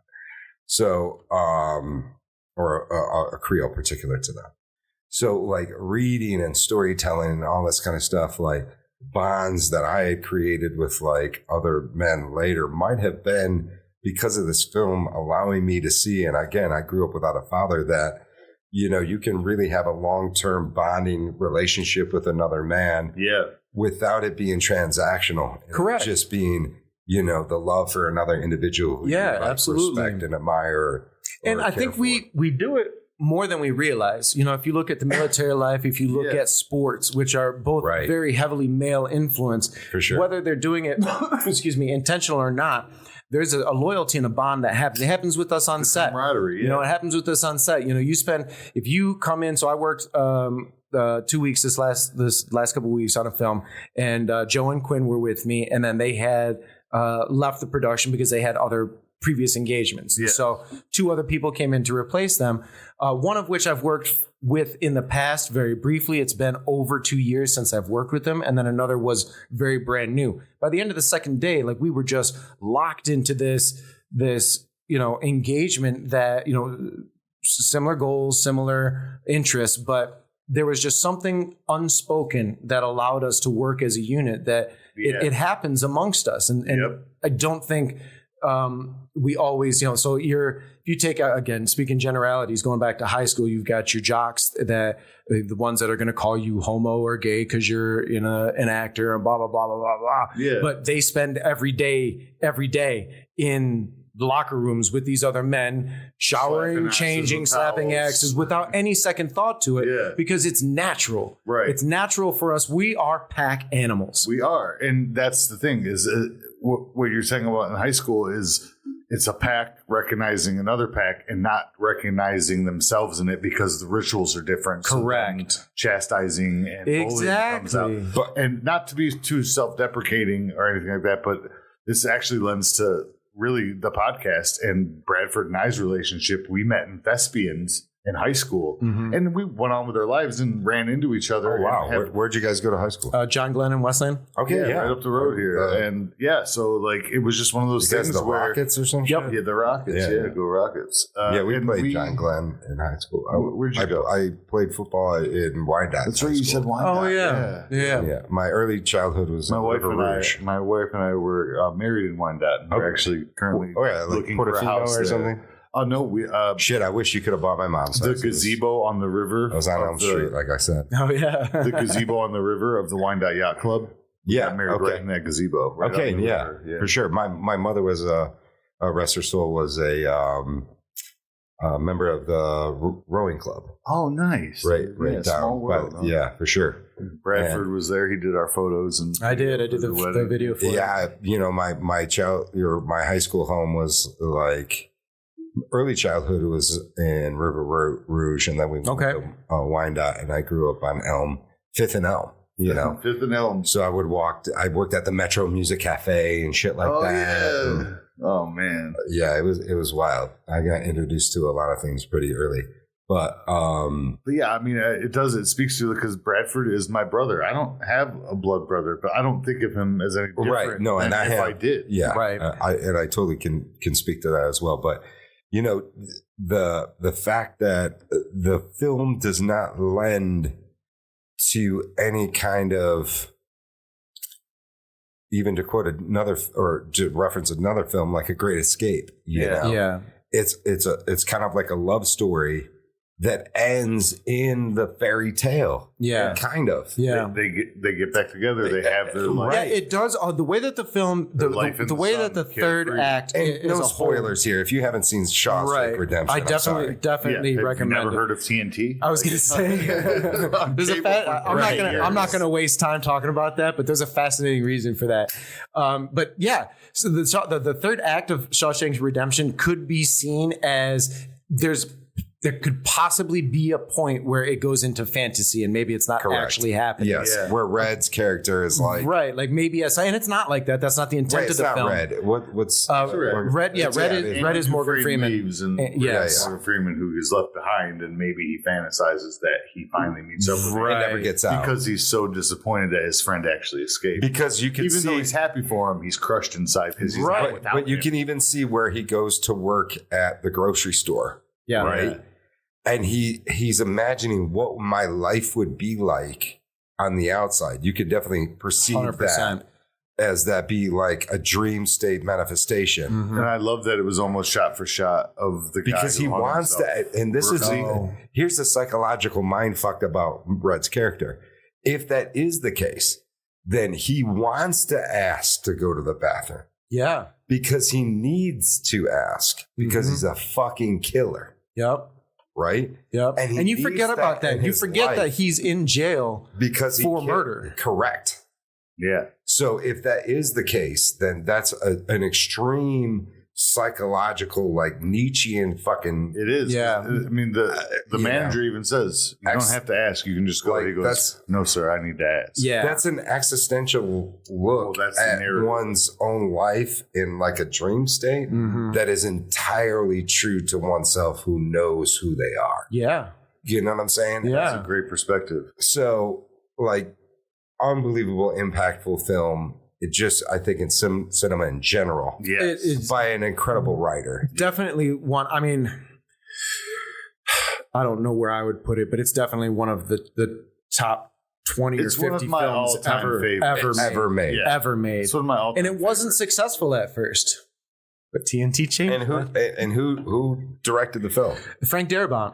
It was his first film he's ever directed. Was that movie, and he had done a short. So if you guys aren't aware, Cage is swinging, dude, bro. So if you guys aren't aware, and I believe it's still a program, Stephen King has a program where he allows non-commercial filmmakers to purchase his shorts for $1. It's the Dollar King program or something like that, and you're allowed to do a student film or whatever with his IP and his only, as long as you're not making money. His only like request is like you have to send him the script and like he needs to see it and blah, blah, like it's very gracious of somebody of his stature. Prove it. He just wants to be aware. So Frank Darabont bought one of his stories, made a short of it, and then also spent $5,000 afterwards to buy the rights to Shawshank, which is also a short story by Stephen King.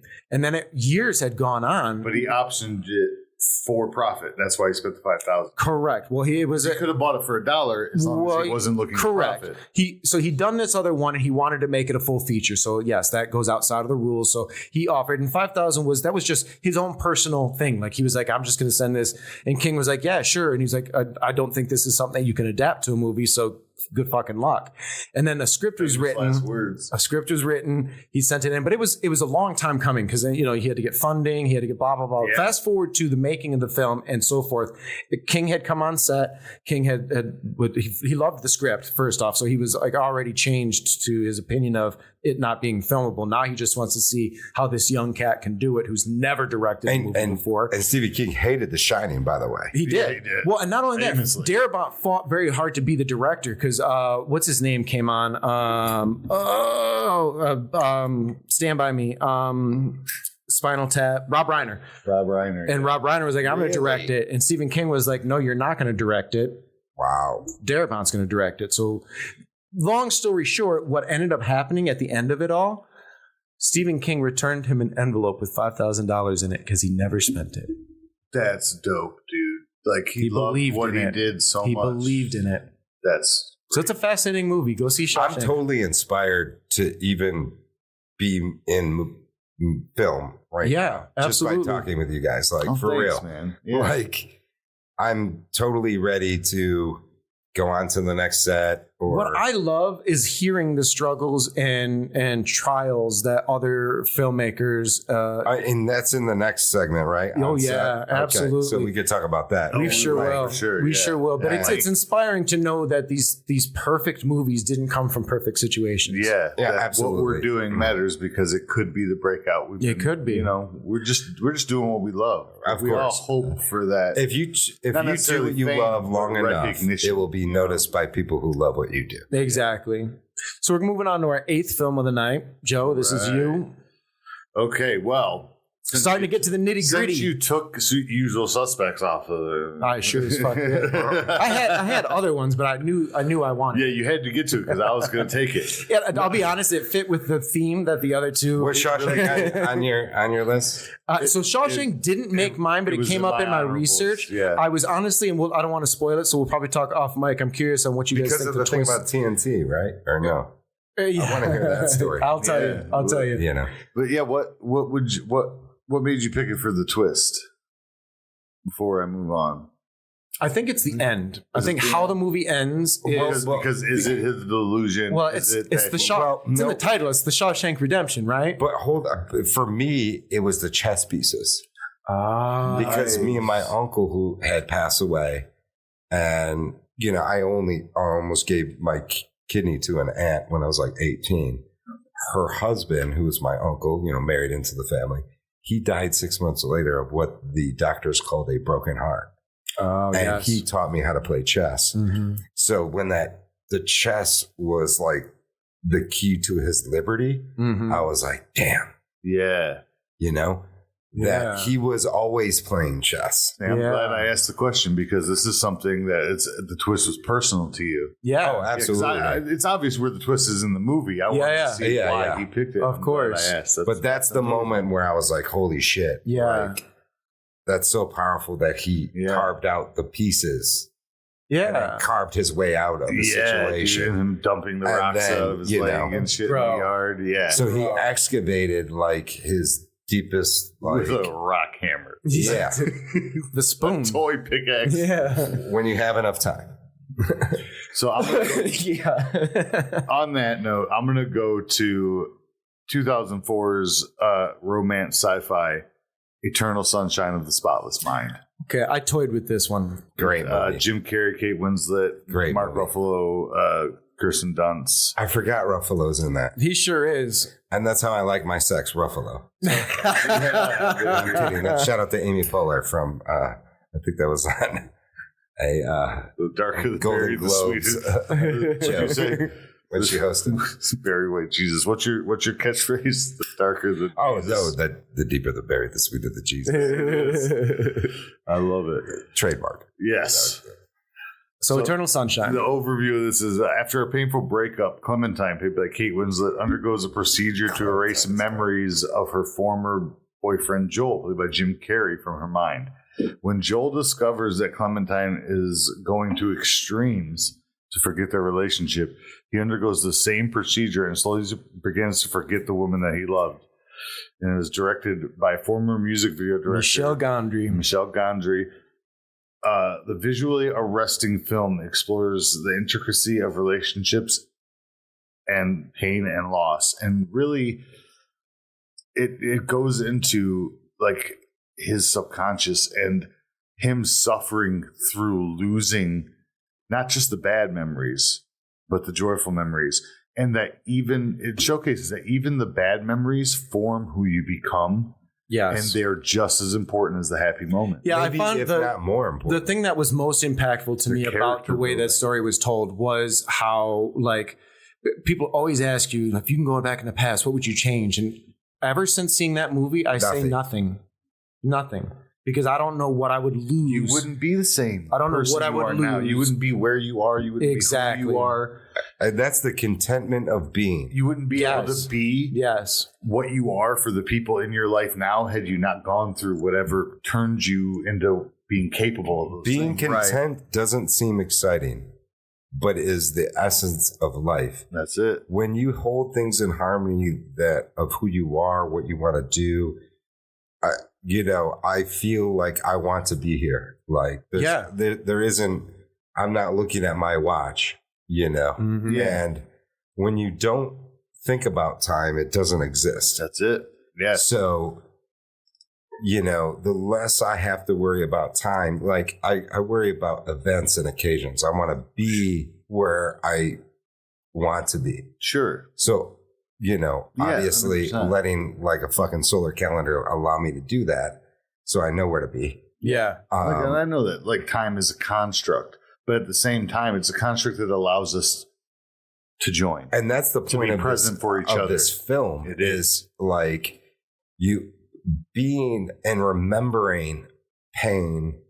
And they say pain equals art, but Like really, what is joy remembering without grief? life creates art. Yes, Mhm. it does. And that could be happy or sad. I always say about like politics, food, music, there's only two types, good and bad, and that's up to you.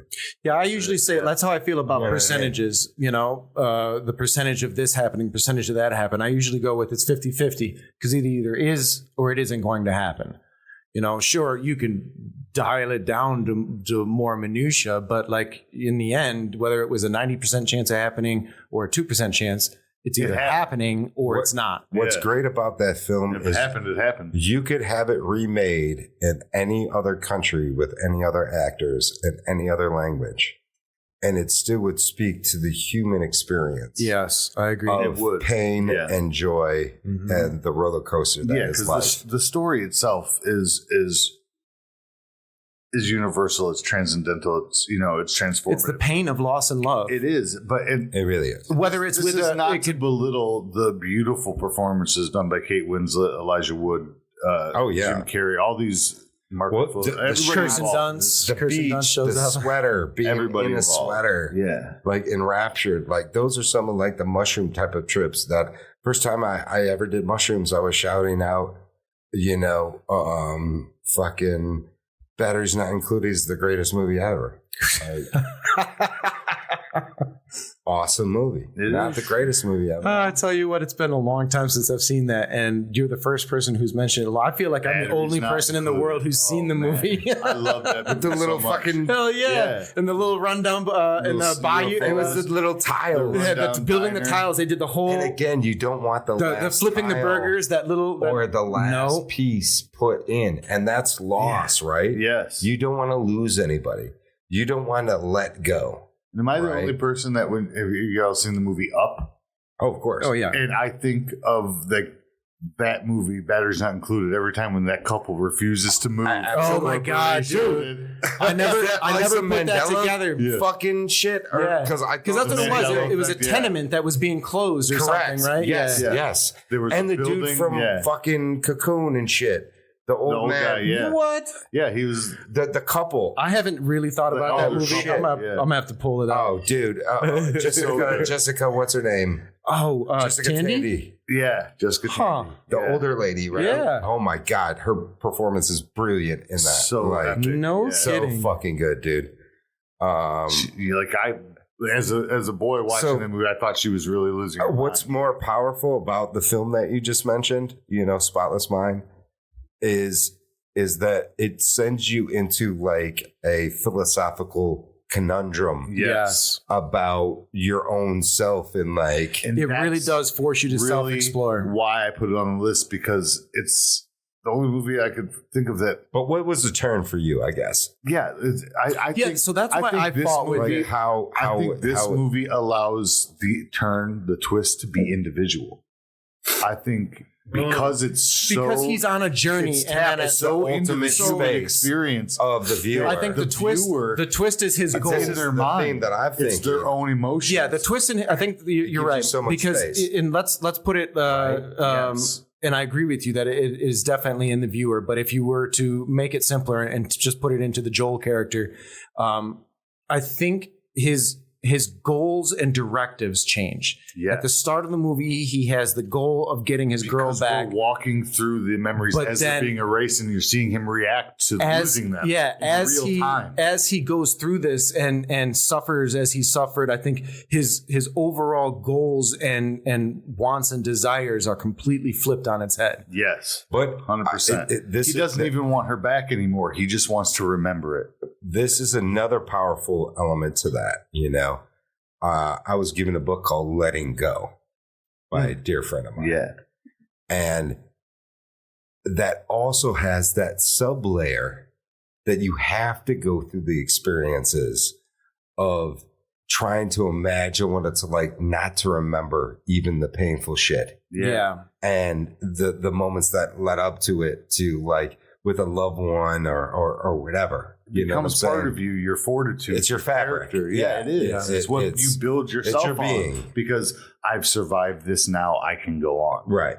And so there's a great deal of accepting while letting go. Yes. Mm-hmm. Right. And it calls individually to the viewer.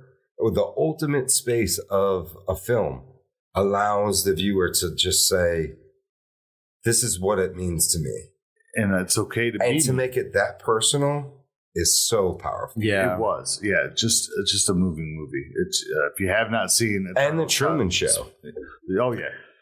This is in a time of Jim Carrey's career where he became so transcendental, like because he was really he was doing a lot of such an underrated actor, and he put. I 100% agree.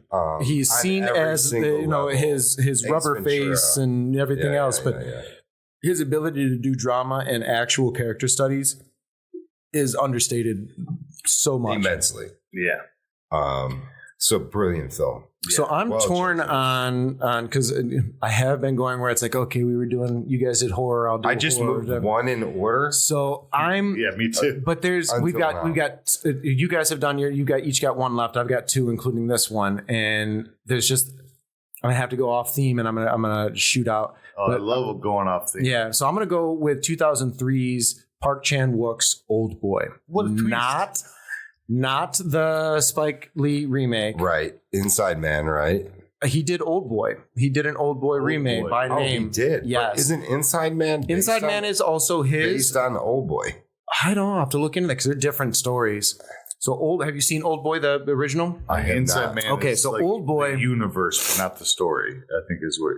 So it's in the same world, but it's a different. So there is a man who was kidnapped and imprisoned for 15 years. In the first part of the movie, you spend quite a bit of time in his isolation. And then for no reason that he is aware of, he is set free. And he must track down his captors in 5 days. And it becomes this wild, violent mystery of exploration because he doesn't know who kidnapped him. He doesn't know why he was kidnapped. And he doesn't know anything about his situation. Like, why was he chosen? What did he do? What this, that? Okay, yeah. And then that starts to develop. And this is just one of those things where, so the remake, the Spike Lee remake, has a similar twist ending, but the twist in the OG is so bonkers wild that you just don't see it. Smacks you in the face, and it's so this is one I've not seen, so disarming to you as a viewer that it just makes you like question everything you just saw for entertainment purposes. Yes. And I'm not going to spoil it because it is a part of the enjoyment and the fulfillment of the film. But the twist aside, the movie is fucking fabulous. Park Chan-wook. So there's fighting sequences that people referenced the Raid with that sideways battle and fight.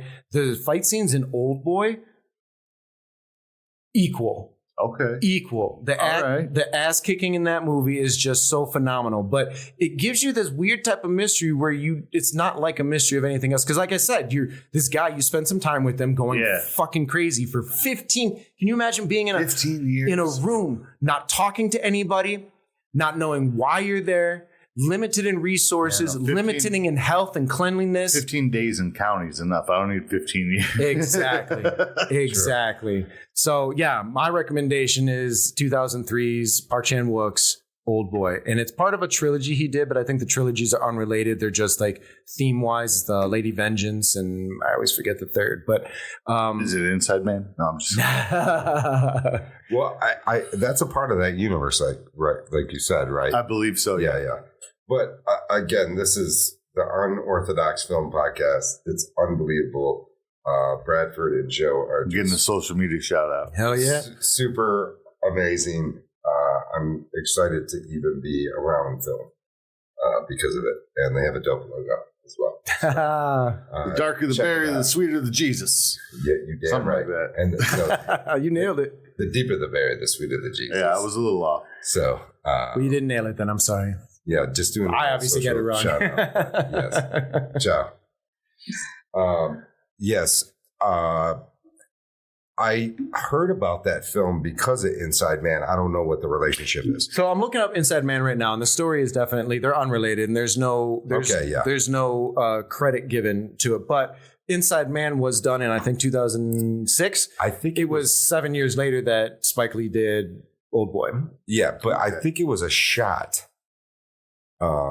just stylistically from the director that connected. It very well could have been. But I thought I saw Inside Man, and I'm watching the trailer right now, and I clearly have not. I own it. Who's in it? It's Denzel Washington, Clive Owen, Jodie Foster, Chris Plummer. Yes. Yeah, Chris Plummer's amazing. Oh, Chiwetel's in it. Is that how you say it? Chiwetel. Yeah, he's the Black detective. Yeah. He's Denzel's partner, I think. Oh, shit. Great fucking movie. So you're telling me no Delroy Lindo? I haven't gotten that far, but it doesn't look like it. Sorry. There's a running gag on our podcast that We love Delroy Lindo, and it's crazy that like how often he shows unintentionally up it's just like, oh, boom. Oh, yeah, look at that. Delroy Lindo's in it. Yeah. But no, I'm definitely going to. Yeah, I highly recommend checking out Old Boy. Because it's Korean or Japanese? It's Korean. That's and when I watched it, I was going through. So I had around 2008, I lost my job. They closed the factory, laid us all off. And then I went through re-education. I'd gotten a grant because I lost my work to foreign. Like all of our work went, like the company moved to Mexico and somewhere else. I don't remember where. So I got a grant to go back to school. I went to Spec Howard to do my lifelong dream of working in media. That's so awesome, man. And so during that time off, I had time to watch movies, and Blockbuster was going out of business. Hollywood Video was going out of business. And so I was just scooping up all them fucking 5 movies for $20 bullshit. And I was like, I've never really watched a lot of Asian film, and in my friend circle there was a lot of discussion about like you should go see Hard Boiled, you should go, just checking in on all this. So I collected as much as I could, and Old Boy was one of those, and I was just floored with the type of story that it is, the type of storytelling that it is, right? And then the very unexpected but non-Hollywood way to end a movie. Like I really don't want to ruin it for you. But again, I love that. Mind-blowing. Mind-blowing. Actually, that'd be a great topic is, films that allow you to not feel good at the end. So that's a movie that a topic that I've thought about. I've also thought about movies that are worth watching once, or movies that you'll only watch once. And that doesn't make it a bad movie, but some movies are hard to make it through Precious multiple times. Precious was a hard story. Requiem for a Dream. Yeah. Now I personally have seen it a couple times, but I can see people because being of the movie making part of it. Exactly. Not because of the story. And to entertainment. Right? Exactly. And Old Boy is just one of those movies that you feel incredibly filthy when you're done watching. And I got to be honest with you, like I've seen way more French, Portuguese, Spanish, like Paulo Almodovar. Oh yeah, he's someone that I've not watched much of, if any. I don't know if I've actually seen any. Almodovar shit. Yeah. But I'm familiar. Javier Bardem, like Hamon, and yes. So Javier, he Alexander Cuarón, he came in with like what was he in Babylon, and was it Babylon? Is that the name of that movie? That's a new movie. There was another movie called Babylon, wasn't there? Babylon. Way back with Brad Pitt and Babel. Thank you. Oh, Babel. Yeah. Babel was amazing. Yeah. And is that Terrence Malick? No, that was, I believe that was Alexander Cuarón. I'll look it up. Okay. Yeah, Okay. I believe Alexander. It was part of his. He had a trilogy of things four going. stories that all interweave. It reminds me of Matt, emotionally pivotal way. It does have that weirdness to it. Camera movement. And shit. Yeah, definitely. Oh, Inarritu. It was Alejandro de Inarritu. So I was way wrong, but Old Boy. So awesome. So your last pick. Mm-hmm. Shit. Down to the nitty gritty, baby. I love it.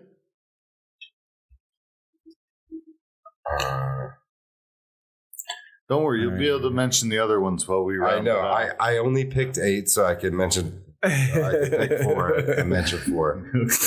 But I'm gonna go with. I think this is 1991's American Psycho. Yeah, hell yeah, full circle. Yeah, hell yeah, to the 91.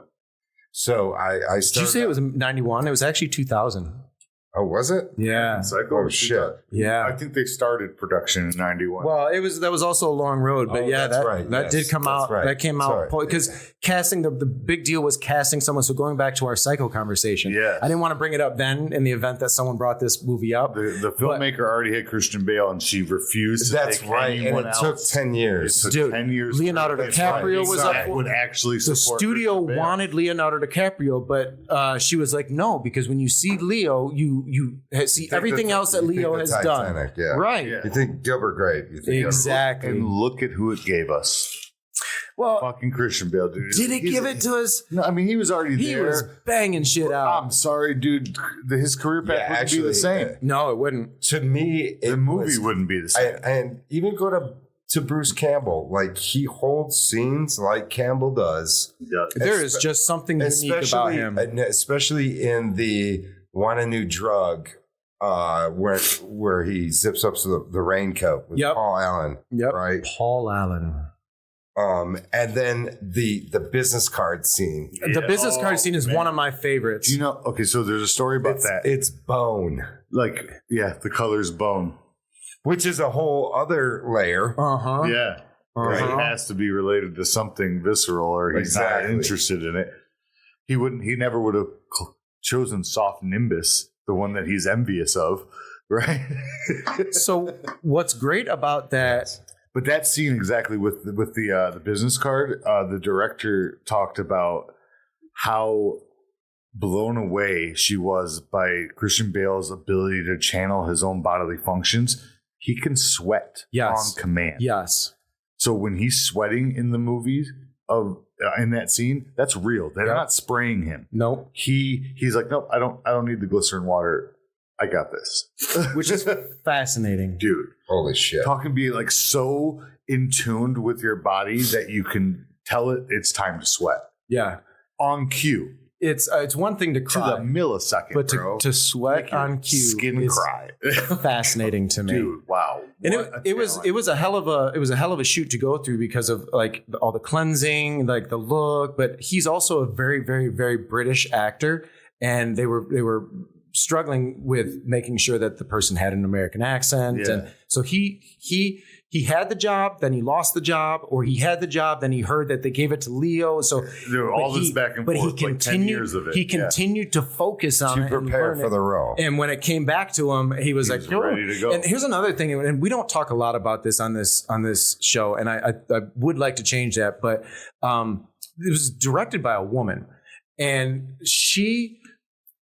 so if a man directed that, Let's say her name though. So I'm trying to remember her name. I'm gonna look it up. But if it were done by a man, the ability for it to not do well is more forgivable. Right. Than it's Mary Herron, who also I believe did Pet Sematary. I thought she also did Fast Times, right? That's what it was. Fast Times at Ridgemont. Yep. Oh my God, she did the 9. Oh, that was a TV series, not the same 9 I'm thinking of. That's a movie we got to figure out how to bring out. She did Fast Times, which again, I think adds so much sensibility to like the male and female characters. Yeah. Especially like during the masturbation scene and shit. 100%, yes. Wow, or dude. even the Judge Reinhold, right? The sex in the pool shed scene where you don't feel like she's directed a lot of TV. 6 Feet Under, Oz. I love 6 Feet Under. A lot of TV, but no, Mary Herron was not the director of Fast Times. That was a different woman. Oh shit! My bad. Well, No, we're talking about women directors and how much they can change. But story here we are. for the better, really. So that was Amy Heckerling. Amy Heckerling. Amy Heckerling. Sorry. No, that's okay. But this is what I'm saying. This is the thing, because I think as a cinephile myself, I am only add a female director. I am only recently really starting to recognize and notice how prominent women are in these higher echelon roles, like a DP and director. And you still see a lot of times where it's like, how come women aren't this? And I'm like, wow, but they are. They have the representation. We need to get the notoriety. That. Yeah. Well, so I also about the film, I think like the total dedication to the absurdity of the story. So it's one of those movies as it's where being believable, because you can believe some rich fuck.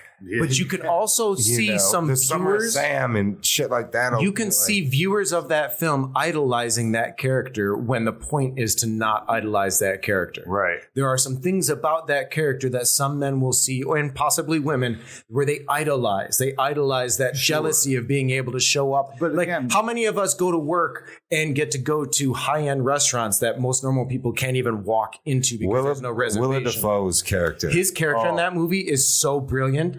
I put for me, that's one of my favorite roles next to his role in Boondock Saints. Yes. And he plays a detective in both of them, and they're both very, very, very strange characters being detectives, and he's just so... It's what so I love about Willem Dafoe. Yes, very Columbo. What I love about Willem Dafoe is one more his question.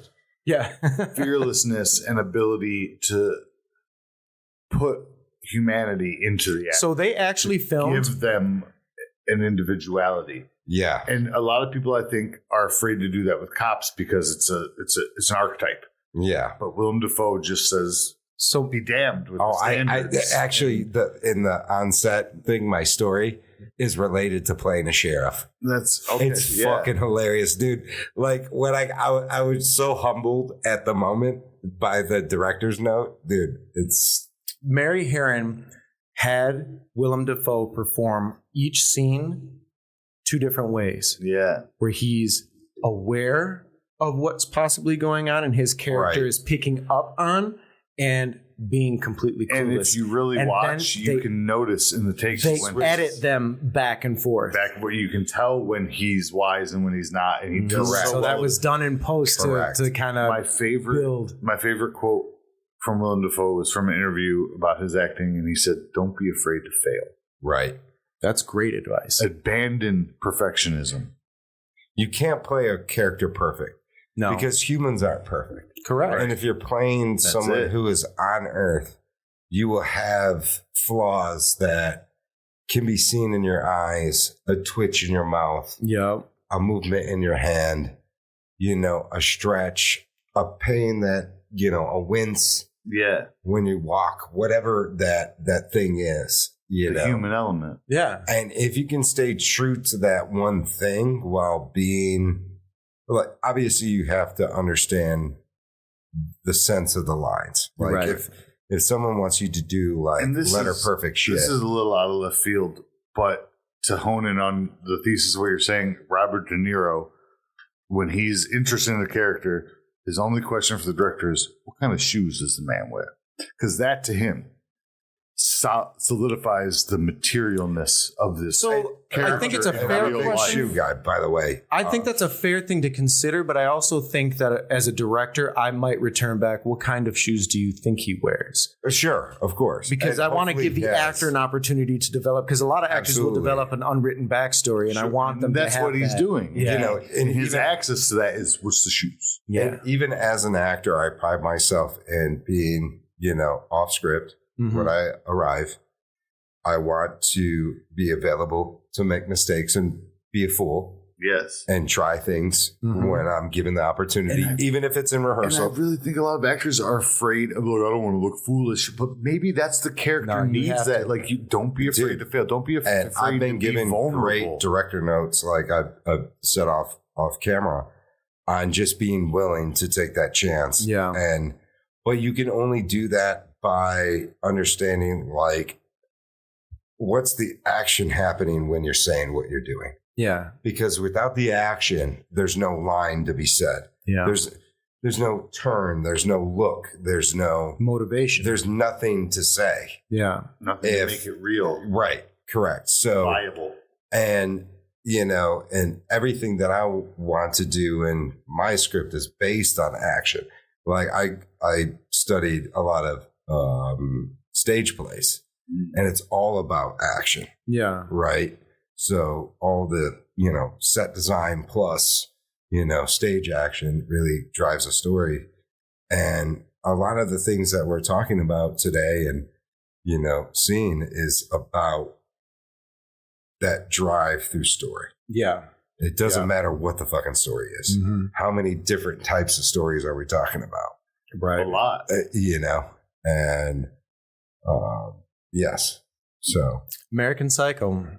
It's a great fucking movie. And a lot of people don't know the Rules of Attraction. Have you heard of this movie? Oh, of course. It was, if you know literature, obviously we have a major here, was the sequel to American. So, it's in the world of. Yeah, because it's in the world of the brother of Patrick Bateman. Exactly. Yes. So in the movie that James Van Der Beek plays his little brother. Correct. In college. Yeah.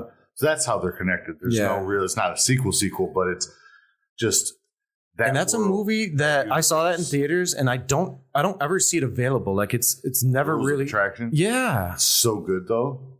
I've only seen it that one time in theaters, and I'd love to see it again because I remember it being a fascinating experience. I have it on DVD. I'm sure it's available on Prime or something. I'll check it out. Like that was one of those things when in the era of cable or DVD, and I did not have cable, I watched that DVD like weekly. 2002, that one came out. Yeah. It's presently on Prime, and it leaves in a day or so. 27 days, I guess. So anyways, Tubi. Joe, why don't you provide us with your last pick? Ooh, the final pick. Ooh. Drum roll, please. By the way, I did my own drum roll. You did. Just prolong this whole thing. Yeah, because that's what we do, right? We keep them listening. Ooh, man. Okay, yeah, I got to go with 2015's horror documentary. And it's kind of a mockumentary. I mean, it's not a documentary. It's classified as that, but The Visit. Oh, okay. That's, what's his name? The guy. It's M. Night Shyamalan, yeah? Yes, that's M. Night Shyamalan. Shamalama Ding Dong. Shamalama. What a twist. What a twist. So I guess he had to have one film on here, right? Yeah, I made a career out of twists. I mean, it has Catherine Hahn. It has some great name actors, but very small roles, right? Catherine Hahn's not big. It's Olivia DeJonge and Ed Oxenbould are the main characters, and they're young. They're very young. And it's Becca, played by Olivia, and younger brother Tyler, played by Ed, say goodbye to their mother as they board a train and head deep into Pennsylvania farm country to meet their maternal grandparents for the first time. So now they've never met their grandparents, and the mom's not with them to say, hey, there's your grandparents. Mm-hmm. And welcomed by Nana, played by Deanna Dunnigan, and Pop Pop, played by Peter McRobbie. All seems well until the siblings start to notice increasingly strange behavior from the seemingly charming couple. Once the children discover a shocking secret, they begin to wonder if they'll ever make it home. And this is not their grandparents. And there's, I don't want to reveal the twist because it's just so good, but it's The Visit. And I have heard that some of his last few movies have been well worth watching, and I haven't avoided them per se, but I haven't moved out of my way to watch. His daughter now. I wanted to see her movie, and he's producing. He produced it. Yeah. Did you see that movie? Oh, I don't remember what it was called. I don't remember. I can't off the top of my head remember at this moment. But it came out this year or last year. It was mind blowingly good. It was really she takes the the Shyamalan twist to the next level. Interesting. It's a proper graduation to the next generation, I think, and he's really embracing. He's like giving them the reins. And Oh wow. stepping back, and he's really just producing. Well, he just had a movie come out recently as well. Yeah, he's still doing his own thing. I'm saying, like, when he's involved with his kids, he's letting them do their thing, and as I think you should let them trip and fall on their own, make your own mistakes. And well, they ain't tripping. Good for them. They've learned from Dad. Good for them. I've not seen The Visit. Have you seen The Visit? I have not. Yeah. So again, another film that's either I want to very small cast, watch for very the first like time. almost a chamber piece. You know what I mean? Okay. Is this the one that was shot like found footage style? I know one of his recent movies have been. Yes, because you mentioned it like a mockumentary. The one who plays Tyler, the young boy, is constantly like filming himself on the phone. I got you. By the way, documentary now is just some good shit. So that's why it says horror documentary. It's a docu style. Got it's you. kind of like the kids are recording themselves. Okay. And you're seeing like he'll be like talking to and then he'll show out the window at the. You got oh my god, dude, the weird shit that they have these old people do. Oh, okay. All right, The Visit, 2015. It will scare the shit out of you. I have to put a cap on this list, and I'm kind of struggling. Not because I don't have some good movies to mention, but it's trying to figure out. This list is layered. Yeah, it's trying to figure out like what didn't we cover? Which one really? Right. Caps it off. Yeah. So, and then it's like, do I do a newer movie? Do I do something a little bit older? I don't really have anything on my list now that's older than 2000. So we are still talking about the last 20-ish years. Well, we're going to do mentions anyways. So I guess I'm going to go with, so this is a movie that I also think slipped by people when it came out, and I don't know whether or not people have started to pick up on it, and if it comes by on a streaming service, if it's something that grabs people's attention. But this is from 2001, and it's got Matthew McConaughey, and he just passed. Fuck his name. I'll have to look it up after I tell you. I'm trying to be withholding, but Frailty. Oh yeah, Bill Paxton. Thank you, Paxton. That was a couple years ago. He passed. So, Frailty is a tale. Oh it starts with, as a lot of these stories do, a cop interviewing a person, and then the person enlightening with the story. And the story that you get is about a man and his two boys. I don't know if he's divorced or his mom died or whatever. And this opening scene is very like reminiscent, at least to me, of the closing scene in Psycho. Kind of like it has that kind of energy. So the story is about a man who says he was spoken to by God to be God's soldier in the field. That he and his boys are tasked with cleaning up the world of its demons, and that they're hidden amongst us. And so him and his boys are now setting out and murdering people. And the tale just goes into the development of this and the unfolding of it, and going back and forth, and the question of just asking yourself, like, okay, let's put yourself again. You're sending me an email with all this shit. I can get you a list. We definitely will send you the list. I can get you a list. Please. Yeah. So as a viewer, me personally grew up religious, as I said earlier. You have to start to wonder, because in religion, they always tell you that God could return, that God does speak to you. So it puts you in the situation of what if. So let's just suspend all disbelief. And what if there is a God? And what if he is talking? Who's going to fucking believe you? What justification do you have? Right. And what justification do you have? Like the Dexter storyline, right? He's doing bad things to bad people. And that's so you start to feel, so we hone it. Right. You start to feel like, well, the cops aren't cleaning up. He's just killing people that shouldn't be fucking here anyways. And so it's a battle the whole time of like, is this just a psycho fucking killer? Or is this guy being spoken to, but to that effect, by divine? To that effect, in the Dexter world in the series, his father, a cop, teaches him to hone his bad behaviors. Yeah, and even when it comes to fruition, is so sick he kills himself. Right. From it. by overdosing on heart medication. So this is something that even though he's the whole life prepared this child for this, he still can't face the reality of it. Of course, yeah. And so this movie, it you get absorbed into the telling of the tale, and as masterfully crafted as it is, as far as where the twist comes in, comes a full circle conclusion. And I don't want to lead in any more than that, because I do want, like, the ending to that movie is just a perfect cap on what was just a fascinating watch even up until that point. Like, the twist is irrelevant to your enjoyment of the movie, and it escalates it to where you're like, holy shit. Yeah, this is the edge of your seat movie. It really is, because you're on the side of the family. Right. And these are young boys. We're talking 9, 10, 11-year-old boys. So you have to really understand with that, like, what are they doing? But then poor kids killing people, but regardless if God asked them to or not. The way they put you in the shoes of each victim. Yes. Is just like because you're on their side, but you're I forgot it was directed by Bill Paxton. It keeps. Oh wow. Yeah. It keeps tearing you apart from yourself, because you want to feel for these kids that are misled, but then you are not wanting these people to die. And oh my god. Yeah. Can you fact check something for me? Sure. I just want to say, Jamie, look up. Just because of Joe Rogan's thing. But Bradford, can you look up A Bright Shining Lie? I think Bill Paxton was in that film. Let's see. And it was like filmed in like Thailand or some shit like that. That's one I've not heard of. Yeah. 1998 with Bill Paxton. Okay, so my buddy, TV movie. So my buddy was on that shoot. It's like in Thailand or some shit. Yeah, looks like it. It's military. Yeah.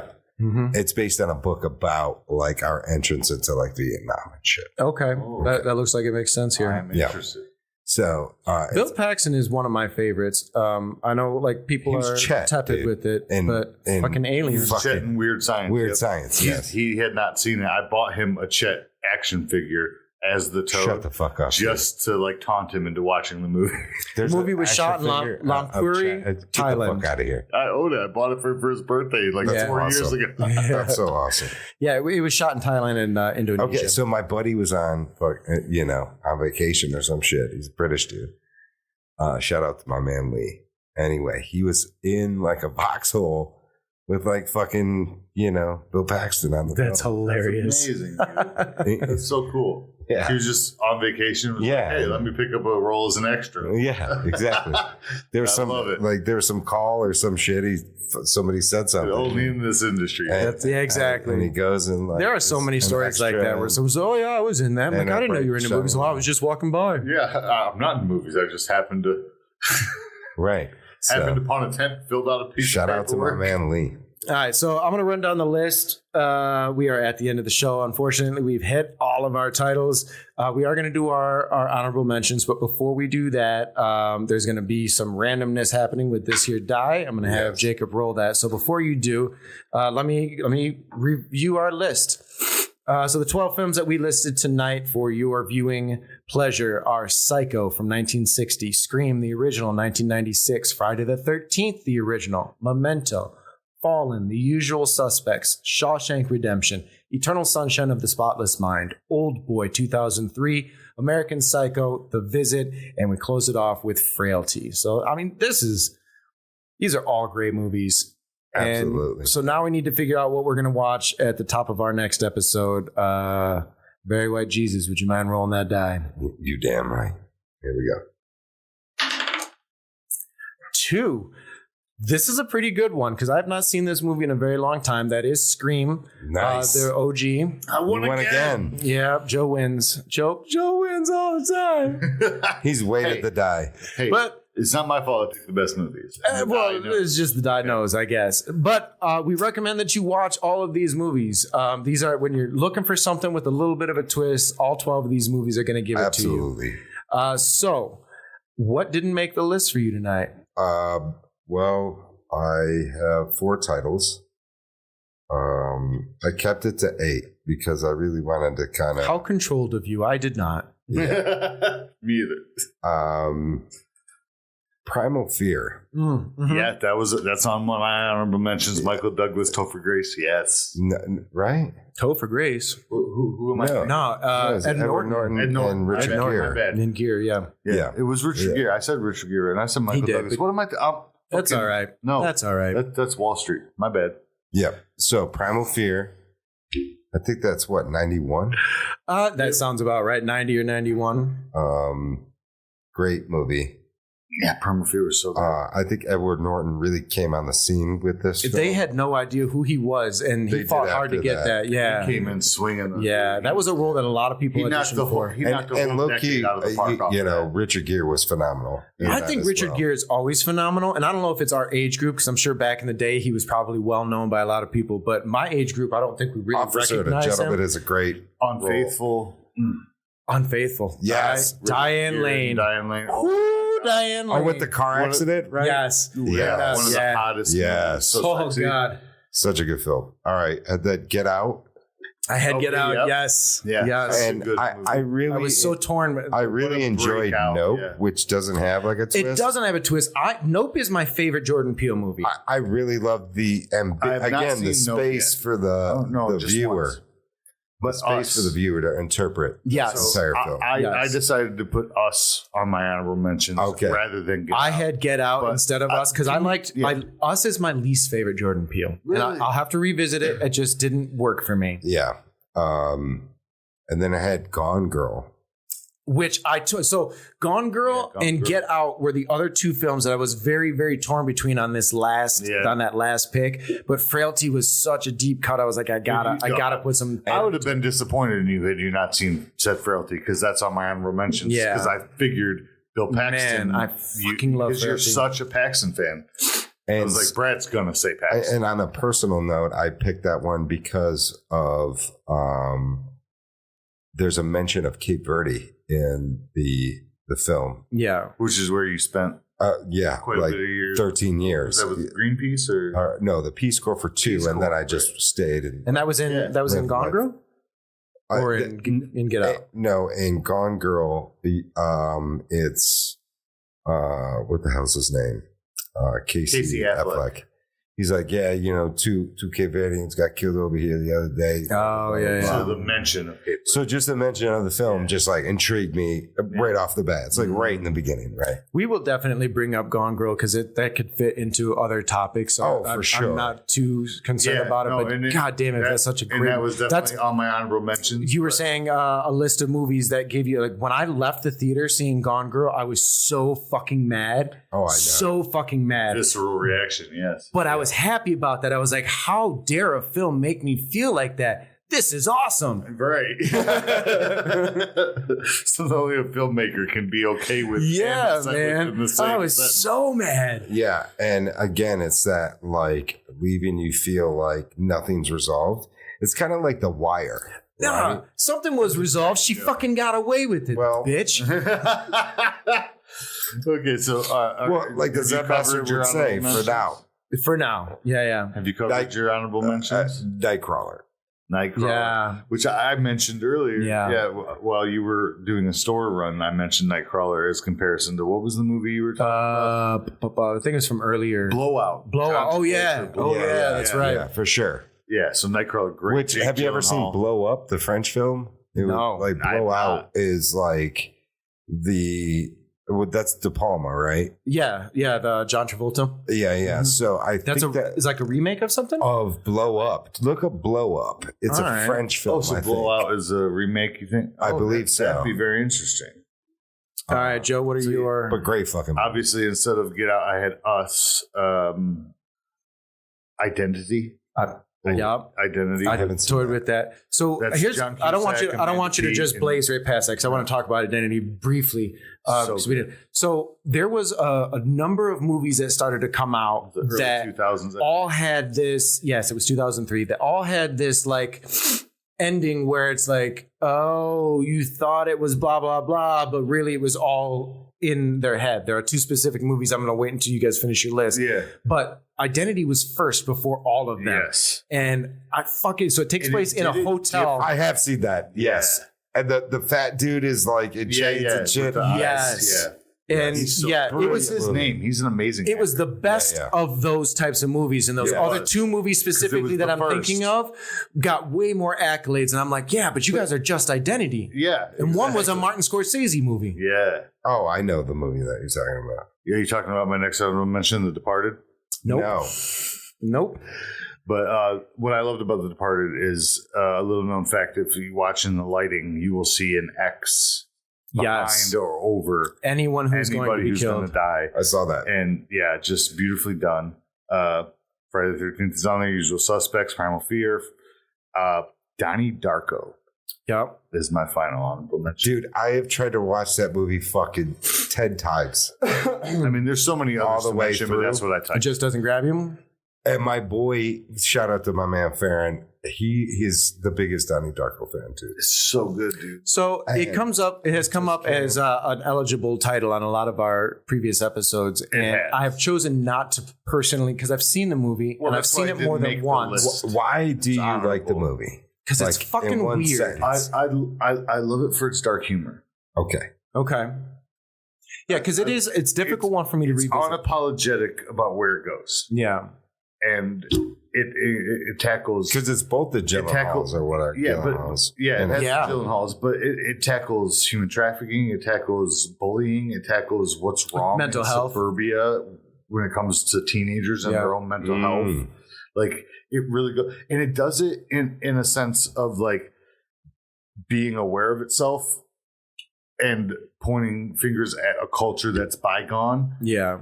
Because it's like 80s, 90s based, but not filmed then. So it shows you it shows you where those things that are still present today. Yeah. You know what I mean? It shows you that this was happening and it still is. Yeah.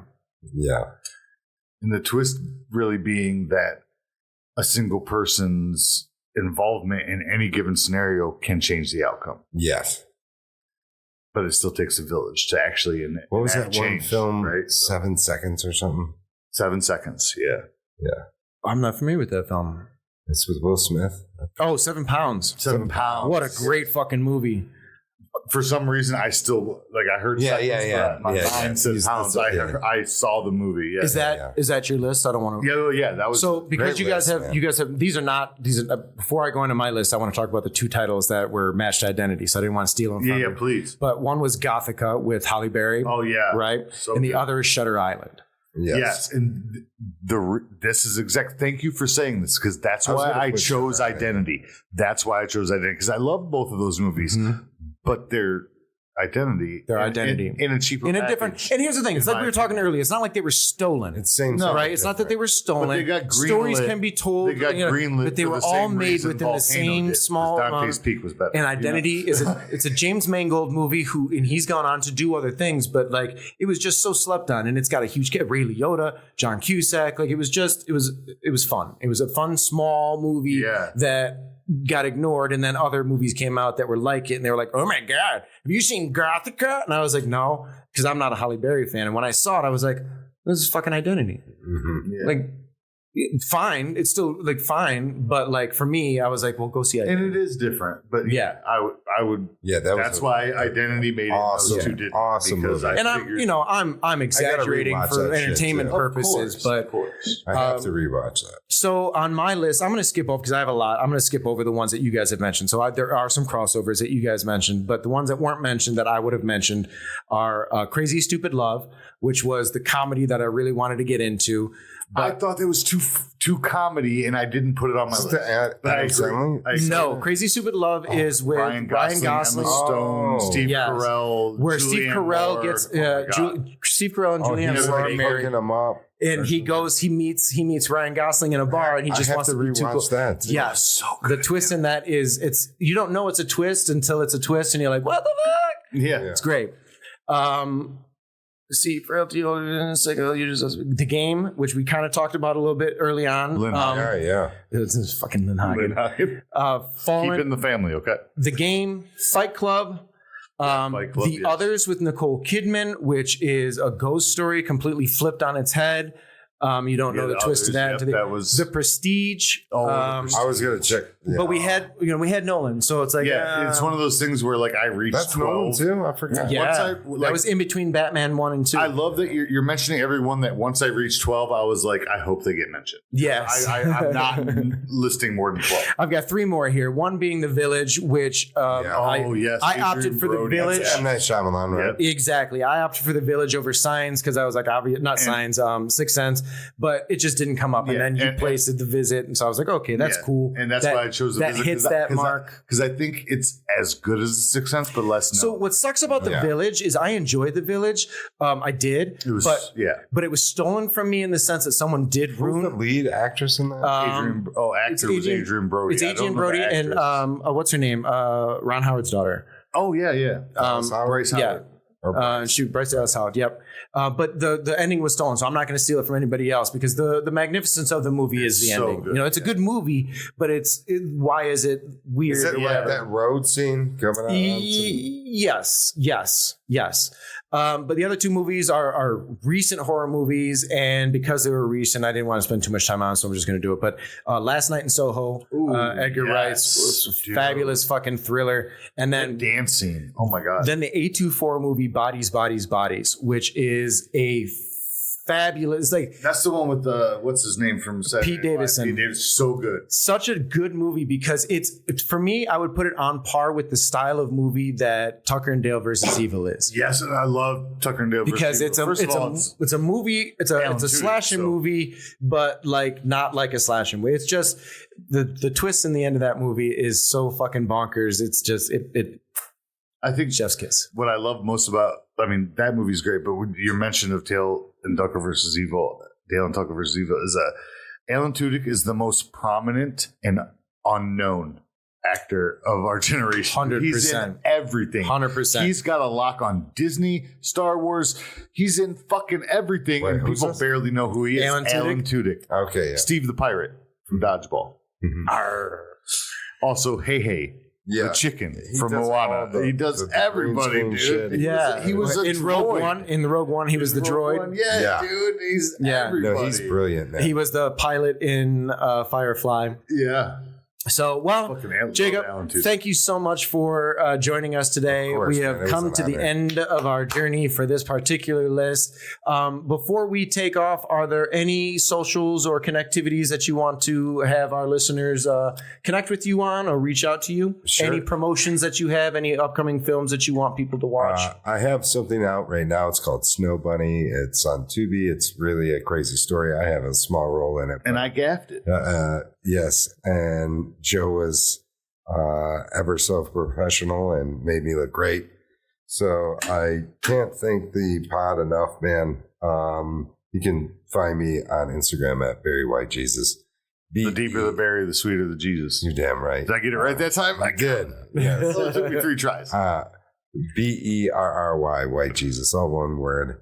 And then my acting name is Jacob Cullen. So you can find me on IMDb and those sort of things. So, hopefully I'm able to tell a really great story and maybe include these fine gentlemen on the production and just being able to talk about film and all the different aspects of it. Even while watching the film from the previous, podcast is really cool because it like puts you like, okay, I'm going to talk about something later, but this is also fun to focus. And I really want to encourage, all the listeners of this podcast to encourage these guys to do like some live events and really just spend some time watching them watch a movie and talk about a movie. And being involved in that conversation was an honor and super fun. Well, thank you. It was an honor having you. Dude, yeah, seriously. I mean, we love what we do. We love doing this podcast. But you were truly a pleasure to have on. Oh, thanks, man. You really stretched your legs, and I appreciate that. Hell yeah. It was an honor. Joe, how can people find you? You can find me on the gram at chaotic_artisan or on any other socials, especially IMDb at Joseph Sheldon Quick. And you can find me in the show at UFOstudio.detroit on Instagram. You can email us at ufostudio.detroit@gmail.com. You can send us suggestions for further topics in future episodes. You can talk about what did we miss? What other movies in our extensive conversation today did we miss? There's Please get involved. 100 years of film, and we didn't go earlier than 1960, and we definitely didn't hit it all in between. So, your voice is as important to us as ours. In fact, it's more important. So, get involved in the conversation. Like, follow, subscribe. We are on all the different streaming platforms for podcasts. Share with your friends if you enjoy. If you know friends that love movies and like to just chit chat about movies, we're perfect for them. So you can visit our website at ufpodcast.podbean.com, where you will also find our store, the UFO Bazaar, where you can find some merch. And the merch just kind of helps us keep things going and in time fund our future film making ventures. So thank you everybody for listening, and we will see you next time. Peace out.